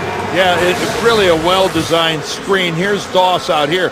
Pitt is going to get a kick out, and then the 2 linemen are going to come out from the inside, one with a kick out, which is going to be Marshall Yanda, C73 and 77, and then Burke peels back to the inside. I mean, really, that is exactly the way the coaches laid it out. You don't want any part of a guy like Marshall Yanda coming at you full speed. No, Pro Bowler last year, deservedly so. Foster tripped up at the 30-yard line. Hit and brought down by the rookie, Courtney Upshaw. And we got a scuffle out at the 40.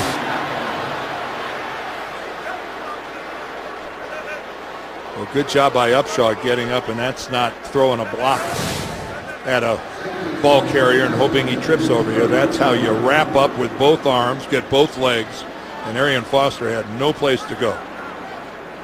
Whoa. Don't scare us with Dan, surprise shot like that. I see that as a look for you in your retirement years. Thank you. That's way too much effort. Shaw going deep down the sideline, has a man open, diving catch made by Kevin Walter. And there's Jimmy Smith again, filling in. Well, he's no longer filling in for Ladarius Webb, but he's playing that corner because Webb's on IR. And once again, Kevin Walter gets a huge advantage and really a nice catch. Remember in the first half, Walter broke free and Schaub overthrew him. Yeah, he put a double move on Smith. Hey, these Texans receivers, man, they have been laying out for some balls. Foster to about the 33, and Courtney Upshaw again, rookie second-round draft choice out of Alabama. Again, you know, there's just so many people not there on the Baltimore side of the ball. And there's Terrell Suggs, who surprised everybody with how much he's playing today. But, I mean, we're talking Corey Reddings in Indianapolis, Jarrett Johnson's in San Diego, Webb, Lewis on IR. Schaub throwing far side of the field, and that's complete to Andre Johnson, about a yard short of a first down at the 26. Now that's a route and a throw that a veteran quarterback and a veteran receiver are comfortable in doing. And it's tough to defend that back shoulder. Andre Johnson, so experienced. Williams was there. I mean, his coverage was pretty good, but there's just, sometimes it's just impossible to defend a throw and a catch like that.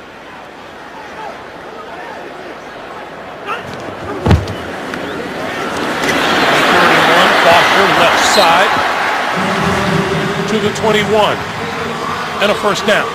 Yeah, here is backing up what I was talking about. You look at the bottom there, Kelechi Osemele, he went out in the first half with an ankle injury, and luckily they said the x-rays were negative. Ed Reed, he's fighting through that shoulder injury. Same with Haloti Ngata with his MCL in his right knee. Terrell Suggs, he's back, and that is nothing but good news for Baltimore and what has been pretty much a sea of bad news on the defensive side of the ball. Foster again avoids a tackler in the backfield, dives across the 20 to about the 18, and we get a penalty marker. Holding, offense, number 55. 5-yard penalty, repeat, first down. That's the center, Chris Myers, and there is Kelechi Osemele. He's still got his shoulder pads on, still into the game, still. That is great news. That is good to see. Have the replay of him going down where he had 3 or 4 bodies fall on his leg and where it was trapped underneath. It didn't look good. That's a really good sign right there. Even if he's not coming back into the game, he's sitting there learning. Darn right, that's a good sign. First and 20 now. Schaub with time. Far side of the field to Garrett Graham, and Schaub really spreading it out and finding receivers all over the place. And Joe Flacco's got to be watching this from the other sideline going, how come my guys aren't as wide open as the guys in red? Obviously, Joe's not watching it. He's on the phone. But the reality of it is that the Houston receivers are giving Matt Schaub a lot of very attractive targets. He is able to go through his progression, and more often than not, he's finding one of them pretty open. 12-yard pickup, 2nd and 8.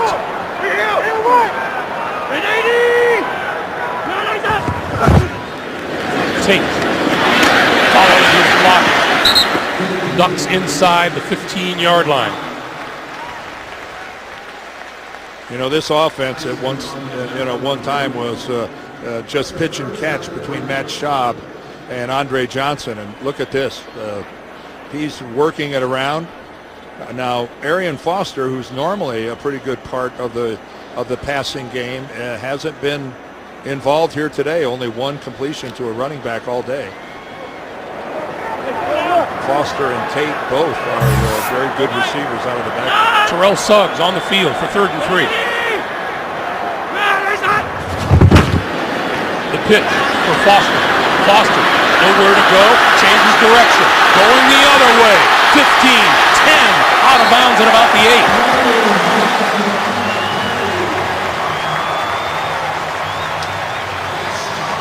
Well, no amount of coaching ends up with a result like that. That's just the instincts that you were born with. And that's Arian Foster able to cut all the way back across the field. That doesn't work very often in the NFL. And here comes Matt Schaub. He's eyeballing Terrell Suggs and goes, I'm only kidding.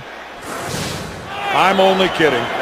That doesn't work very often in this league, going all the way back across the field. First and goal from the 7. Tate to the 5.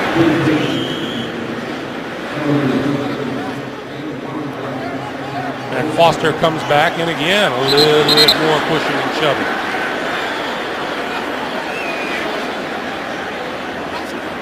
And Bernard Pollard, you see his head bobbing up and down as he lets his feelings be known. Well, no one in their right mind is going to think that the Baltimore Ravens are going to enjoy what's been happening here. All right, let's take a look at this. Well, okay, McClellan. Kevin, is that Kevin Walter that did that? Ooh, he kind of threw a punch from flat on his back when he got driven in there by McClellan on a good legal play. On second and goal, Foster tiptoeing his way to the goal line, and he appears to be just short of the end zone.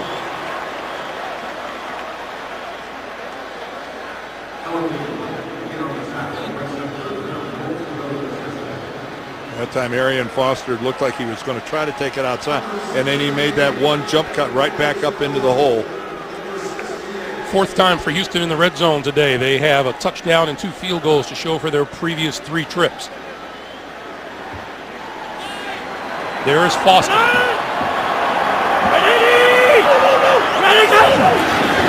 Foster. Touchdown.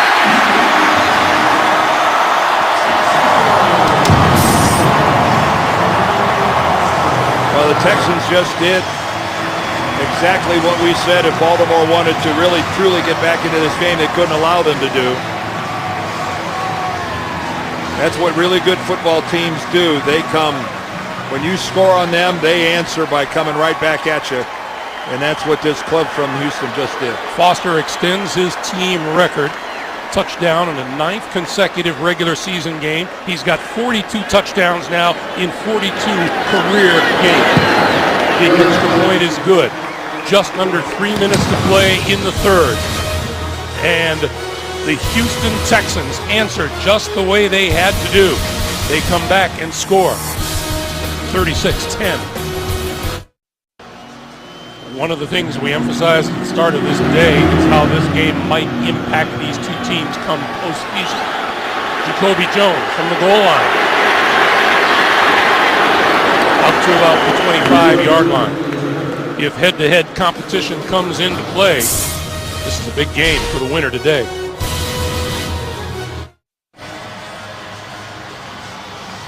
Well, here's what you should do. You should join the NFL and the American Cancer Society in the fight against breast cancer by supporting a Crucial Catch campaign.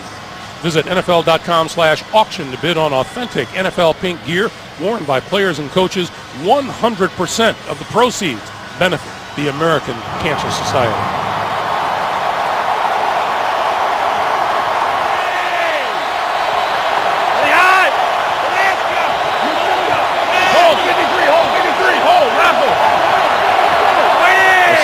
Assembly back in the lineup on the field. Out there right tackle. That pass is complete out across the 35 into the 40 to Torrey Smith. There is Assembly. Boy, that is really good news for the Ravens that his ankle is to the point where he's able to come back out. Nice job there, coming off your primary responsibility and then floating off and picking up the guy coming off the edge. Got out on Connor Barwin enough to keep him away from his quarterback. Rice. For no gain at all. And we come up on 2 minutes to play here in the 3rd quarter. Ray Rice so good at making people miss. He's averaging almost 5 yards of carry. Just falling behind like this, it just doesn't lend yourself to really just going after the running game. Short drop, Flacco throws and hits his man. That is Pitta. And he is out very close to a first down at midfield. And they will spot that just about half a yard short of a first down. It'll be third and less than 1. And this is really an up-tempo no huddle. And Flacco will grab the first down there. He got up there and snapped that in such a hurry. He did it before the Texans This Baltimore were team able to really get set defensively. This Baltimore team did something unheard of, Dan, being rushed on for more than 200 yards a game the last 2 weeks and winning. And winning both those games. It's when you give up 200 yards rushing, you have a 1 in 10 chance of winning the game. They did it back-to-back weeks. Flacco throws this side and in and out of the hands of Torrey Smith.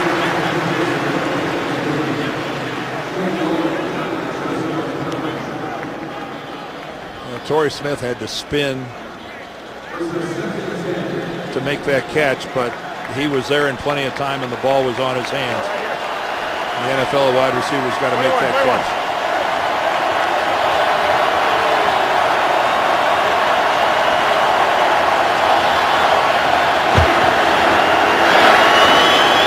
Flacco throwing on the outside, and that catch is made by Jacoby Jones. Meanwhile, an interesting week of preparation. Gary Kubiak told us it's been 3 tough weeks of preparation for them, starting with the Jets and then Green Bay and Baltimore, talking about the kinds of defenses that they were getting ready to face, and so Flacco carries for the first down. Well, again, with the really quick snap, Joe Flacco took the Texans defensively by surprise and able to move the chains again. And that will bring us to the end of the third quarter. Joe Flacco trying to get the Ravens on the board again. 36-10. We're back after this message and a word from your local station. This is the NFL on CBS, the home of Super Bowl 47. Welcome back to Houston, along with our producer Mark Wolf, our director Bob Fishman, and the rest of our terrific CBS Sports crew, Greg Gumbel, Dan Deerdorf. 36-10. Houston as we start the fourth quarter.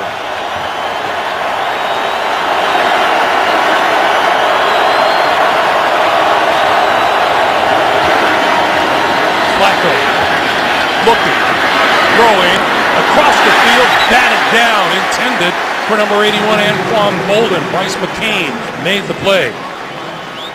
Boy, and Anquan Bolden doesn't even have a reception yet in this game, and what a play here by McCain. Now, he gets away with a lot of holding. Lots of holding.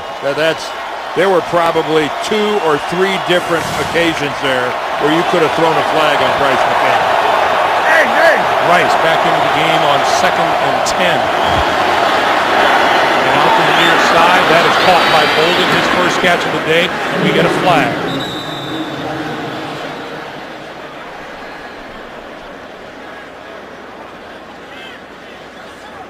That ball came fluttering out there like yes, it did. I think it was tipped as well.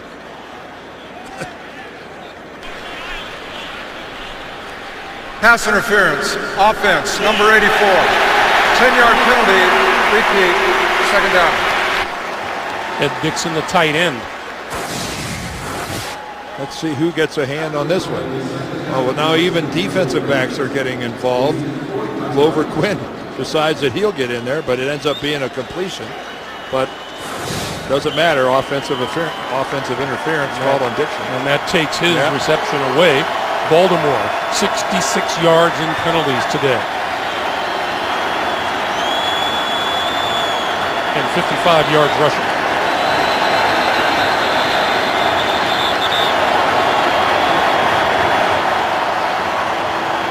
And we get a stoppage of play on the field. Well, there's a challenge flag being thrown. I know you can't call, you don't call interference on a tipped ball, but that's defensive interference. That's defensive interference. Baltimore is challenging the ruling on the field that the ball was not touched by a defender prior to the ball coming to the receiver. Well, there's no doubt that it was touched. Well, not in John Harbaugh's mind, there isn't. That's proof.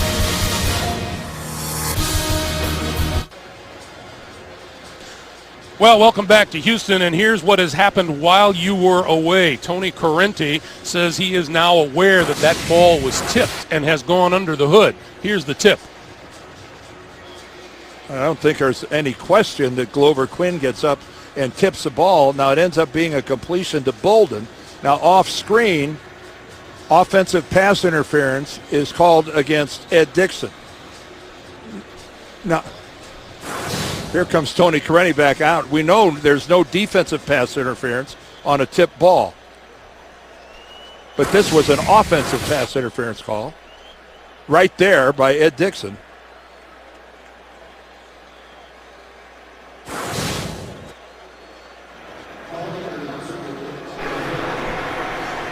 There was no challenge by Baltimore as information on the field was given that the ball had been tipped at the line of scrimmage, therefore no offensive pass interference. The pass is complete, result third down at the 28-yard line. Baltimore is not charged with a timeout.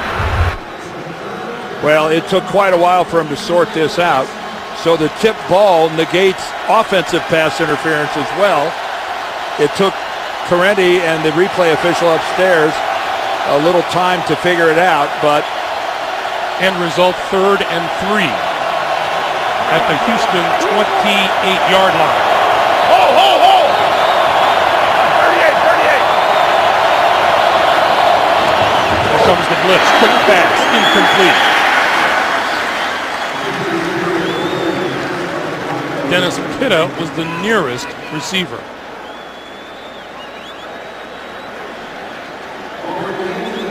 a very frustrating day so far for Joe Flacco. Ray Rice, now Rice has 11 touches in the game so far, 9 rushes, only 2 receptions. Ray Rice has got to be a bigger, if you're behind, he's got to be a bigger part of your passing game. 4th and 3.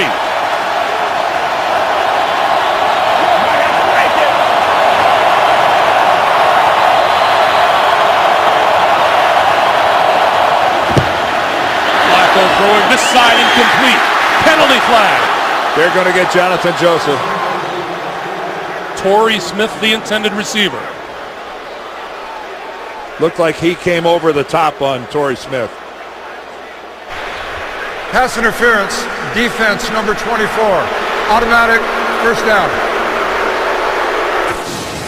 Jonathan Joseph is a very aggressive corner. Well, if it happened prior to that. There was no contact in what we saw right there.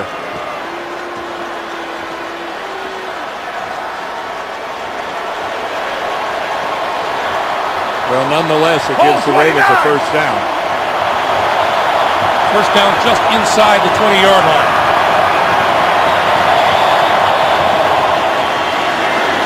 Flacco under pressure and down at the 27-yard line.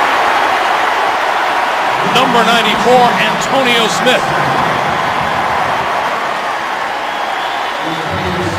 Well, we've seen this little game before. Antonio Smith up top. He's going to work back to the inside, and he just gets underneath Michael Orr. Matt Burke isn't able to come over in time because Michael Orr is tied up with another defender.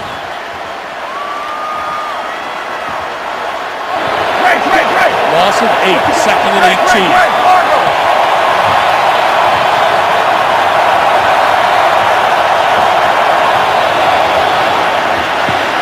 Flacco under pressure again and goes down again, and again it's Antonio Smith.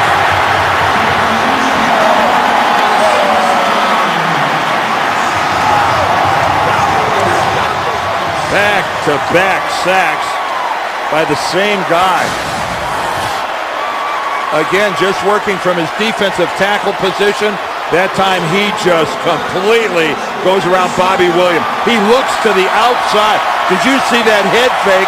And Bobby Williams doesn't get any part of Antonio Smith. He gave a head fake that Bobby Williams, it just throws Williams. Flacco has been sacked 4 times. 3rd and 27. On the move and just looking to throw it away.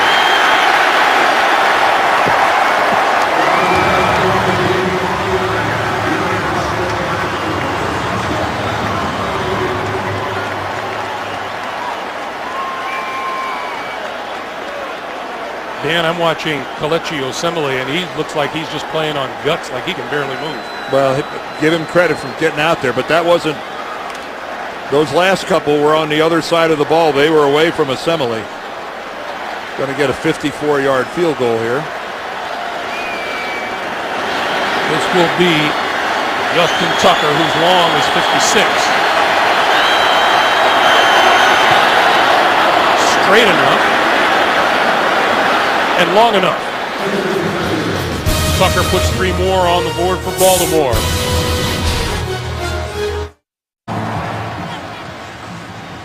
.23 to play in the fourth quarter. Houston's lead is 36-13.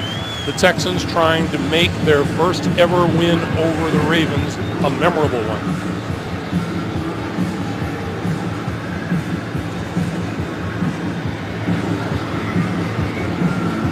For the last time, the Ravens scored a touchdown to get them to 10 when they needed a stop. Unfortunately, the Texans went all the way down the field.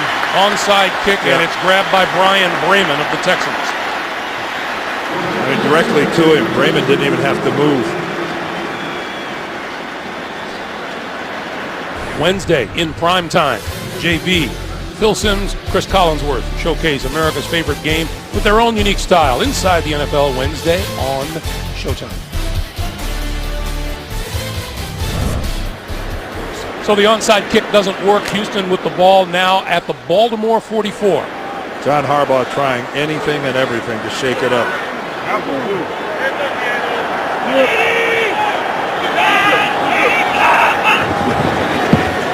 This is Tate, left side, running room. Work through to the 35. 9-yard pickup. It'll be 2nd and 1. When Ben Tate is healthy, what a really attractive alternative he is to Arian Foster. If I remember correctly, Dan, way back when, at the start of this day, he was your sleeper starter. Yeah, you're right, because he's finally healthy. He's been really bothered with that toe, and now he's back healthy. And again, that's a pretty formidable 1-2 punch from the Texans in the running game.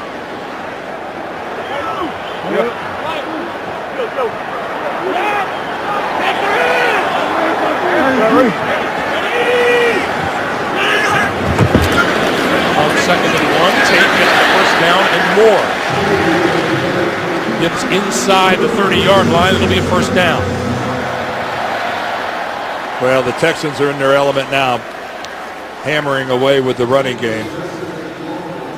Terrell Suggs is on the field for Baltimore. There he is. I talked to a lot of NFL people and a lot of observers, and I don't think anybody saw him taking this many snaps. He's played 30 plays already in this game. It's a credit to number 35. Yes, it is. This is Arian Foster. To the outside. A little stop and go. Brought down by Bernard Pollard. I'll finish it up by saying it's a credit to 55. It's a credit to the doctors and to the training staff of the Ravens as well. Again, Arian Foster today has made a couple sensational cuts. He has taken it where the Ravens were not expecting it. And again, that takes good, there's got to be some good solid blocks up front to allow you to completely change direction like that. Nobody's getting upfield to cut off the cutback, and Foster's taking advantage of it. On first down from the 14. Foster to the 12, and Foster coming off now. Granted, against Green Bay, this Houston team was playing from behind and was throwing an awful lot, but still, last week he had just 29 yards rushing against the Packers. Not the kind of game that the Houston Texans want out of Arian Foster. No. But then again, they were playing from behind in that game because of the fact that Aaron Rodgers just put on a clinic. 6 touchdown passes, no interceptions. That's little radar lock that night. Not a bad day's work. 2nd and 8. Foster out, Tate in. Tate gets the handoff, breaks it to the outside, to the 10, to the 5, knocked out of bounds at about 3. Pollard and Ed Reed. And Ed Reed is still down. Yes. And Bernard Pollard hasn't gotten up yet either.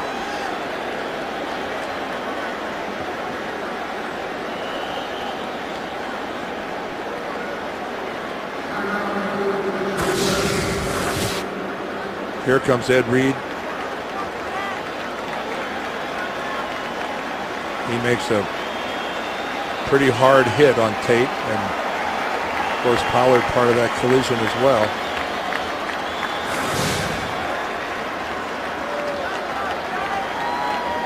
As Ed Reed, I think as all of you know, with a bad shoulder, they're looking at his ribs and they're pressing around in his midsection. Suffered the labrum tear in the game against New England. He's been taking treatment for it every day.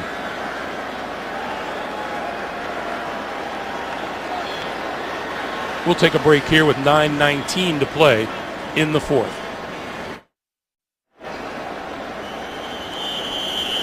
Welcome back to Houston, everybody. There's Ed Reed. I want you to look at him when he lands. His right ribs are going to land on the back of Ben Tate's legs right there. And that's what really caused Reed a lot of discomfort. He was wincing as he made the walk back over to the Ravens bench. But bouncing around, that's a good sign. Looks like he'll be back in the next chance he gets. First and goal. This is Arian Foster. Reaching. Touchdown.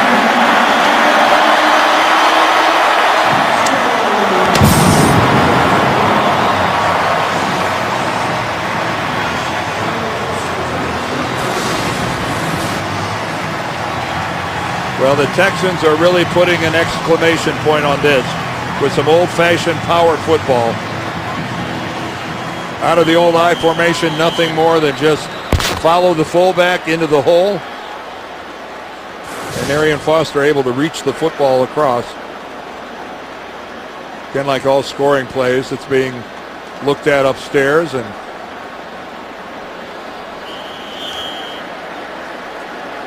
the whistle blew. It's been confirmed.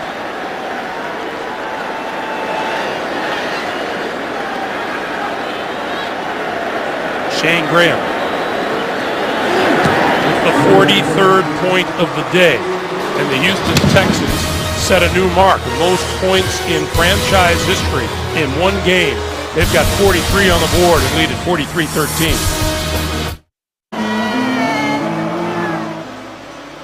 Not a number that John Harbaugh wants to see. First time his Ravens have allowed 40 points in 73 games. Jacoby Jones going to run this one out of the end zone.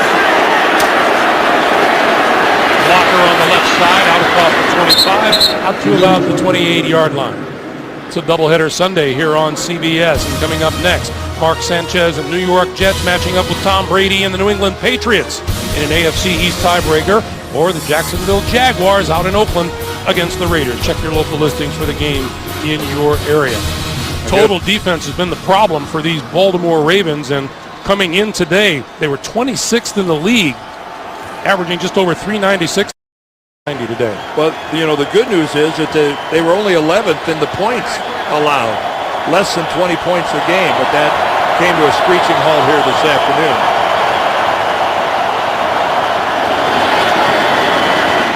Little screen to Pitta.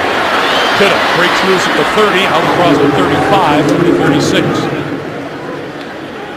What Houston has done, which has been impressive, is that the last two times that Baltimore scored, they had a touchdown and then a field goal. Both times after that, the Texans came back with a touchdown drive of their own. They didn't just keep the lead, they actually extended it. And if you can keep Joe Flacco to 15 of 35 throwing, you've done a job. Bolden across the 40 and first down.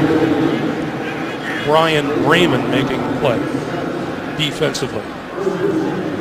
Well, you know, coming into this game in just really a quirky deal, if you can imagine, the only two teams in the AFC that had winning records.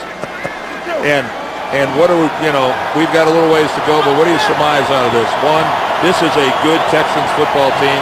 And B, this is a good but banged up Baltimore team. That's Torrey Smith out getting close to midfield. I'm sure the Texans, having to go in to play Baltimore last year with a rookie at quarterback and TJ Yates, they understand what it's like to be banged up, and I doubt they have a whole lot of sympathy for anybody. Flacco on 2nd and 4. The flip for Rice. Rice with a one-handed grab, but can't make it back to the line of scrimmage.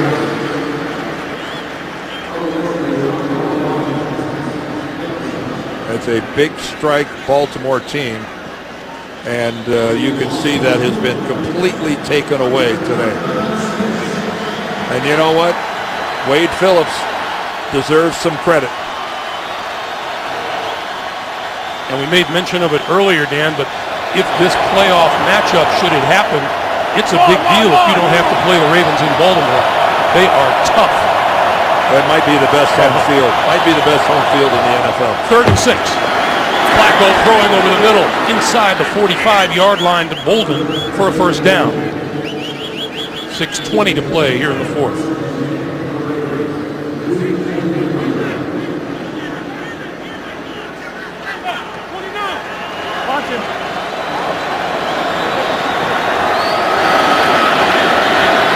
Outside, that's complete to Rice, and Rice can't escape. Tim Dobbins making the play. As we mentioned, both these teams hit the bye week next week, and then after that, the Ravens will travel to Cleveland while Houston hosts Buffalo. 2nd and 8.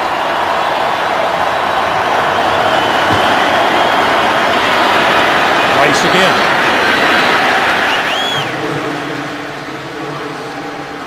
Well, Joe Flacco, again under duress, just doing all he can do to just dump it off to Ray Rice, who's at the end of this game, if he keeps padding it up like this, you'll look at the numbers and go, well, he was really a big part of this, but the reality in crunch time, he really wasn't. He's got 9 carries for 42 yards. That's a nice average. And 5 catches for 12. Just window dressing. 3rd and 10.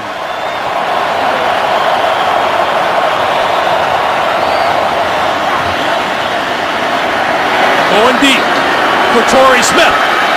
Diving at the end zone line. It's incomplete. Troy Nolan covering.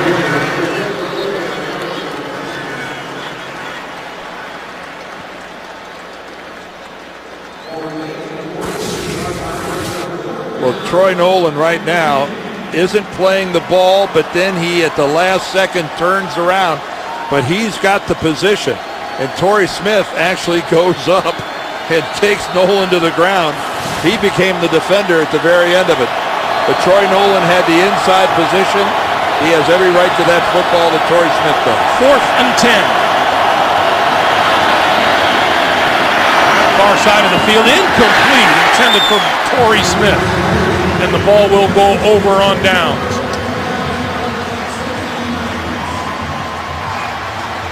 And just a tough day. There's Torrey Smith at the top. And again, just working against Kareem Jackson.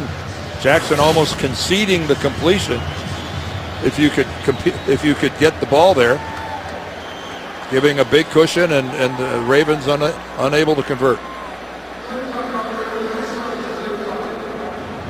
Gary Kubiak told us yesterday we got beat across the board last week, and we got it handed to us as a team.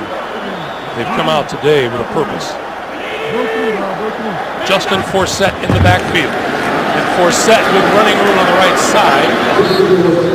Out to about the 48-yard line. Well, if there is a positive for the Ravens, it has to be number 55. Back on the field way before anyone thought so. He started the game today. Got in on a play. He comes in, keeps grinding, ends up getting a sack on Matt Schaub. Here he comes back. Schaub barely gets it away before Terrell drags him to the ground.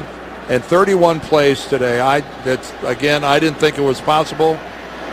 it is a real testament to what kind of toughness Terrell Suggs has. On 2nd and 6, this is for set again across midfield to about the 48-yard line. Greg, you mentioned Houston and really getting it put to them by Green Bay. Everybody realizes that, you know, if you're the Baltimore Ravens, that's the last thing you wanted to see happen, was having to go play a team that got embarrassed the week before. Because at their place. Yeah, and that even makes it worse that it was at home. So you know you're going to get an energized, focused group when you show up, because they're too good a team to lay an egg 2 weeks in a row.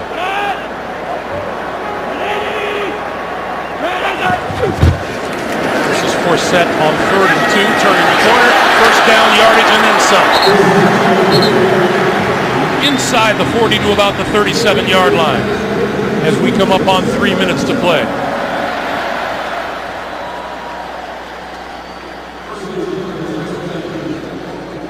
Well, this is not the way anybody wants to head into the bye if you're the Baltimore Ravens. But this is still a good football team. This is just one game, just like the Green Bay game for the Texans was just one game. It's not a division game, and the world will continue to revolve. 407 total yards for the Houston Texans today. It's just the new reality is starting to set in on the Baltimore Ravens, and that is the fact that they are not the dominating defense they once were. And where they would carry a football team, and you'd think to yourself sometimes, we'll just win a game 10-7 if we have to, because that's how good we are defensively. Those days appear to be gone. We called this a heavyweight matchup at the start of the day, and at least for this day, the Houston Texans have proven to be the better team. 2 minutes to play here at Reliance Stadium.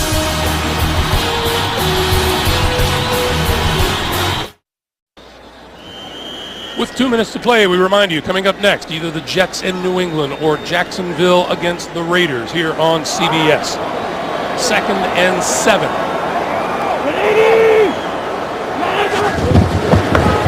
Forsett coming to the near side and fighting to stay in bounds.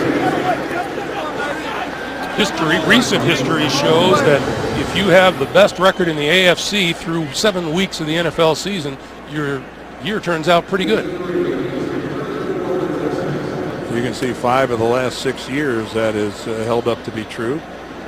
Doesn't mean you're going to win the Super Bowl, but you get there.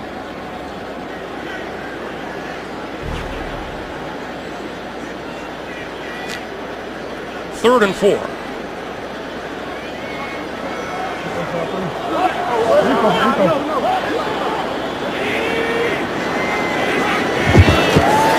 once again, it's Forsett. And Forsett with a first down inside the 25. And there is the head man, Houston Texans, Bob McNair, who I think showed tremendous vision and patience staying with Gary Kubiak as head coach. He has really put together a good organization. And this town is football crazy. Deservedly so. This was a good football team last year when injury began to take its toll. That'll put the cap on a big Houston victory. For the first time, the Houston Texans have beaten the Baltimore Ravens. Seventh try is the charm. As the final seconds tick away. The Houston Texans 43. The Baltimore Ravens 13. Coming up next, doubleheader action. Jets, Patriots, or Jaguars, Raiders. For Dan Deardorff, for all of us here at CBS, Greg Gumbel saying so long from Houston. You've been watching the NFL on CBS. Coming up, the NFL Today update presented by Farmers Insurance.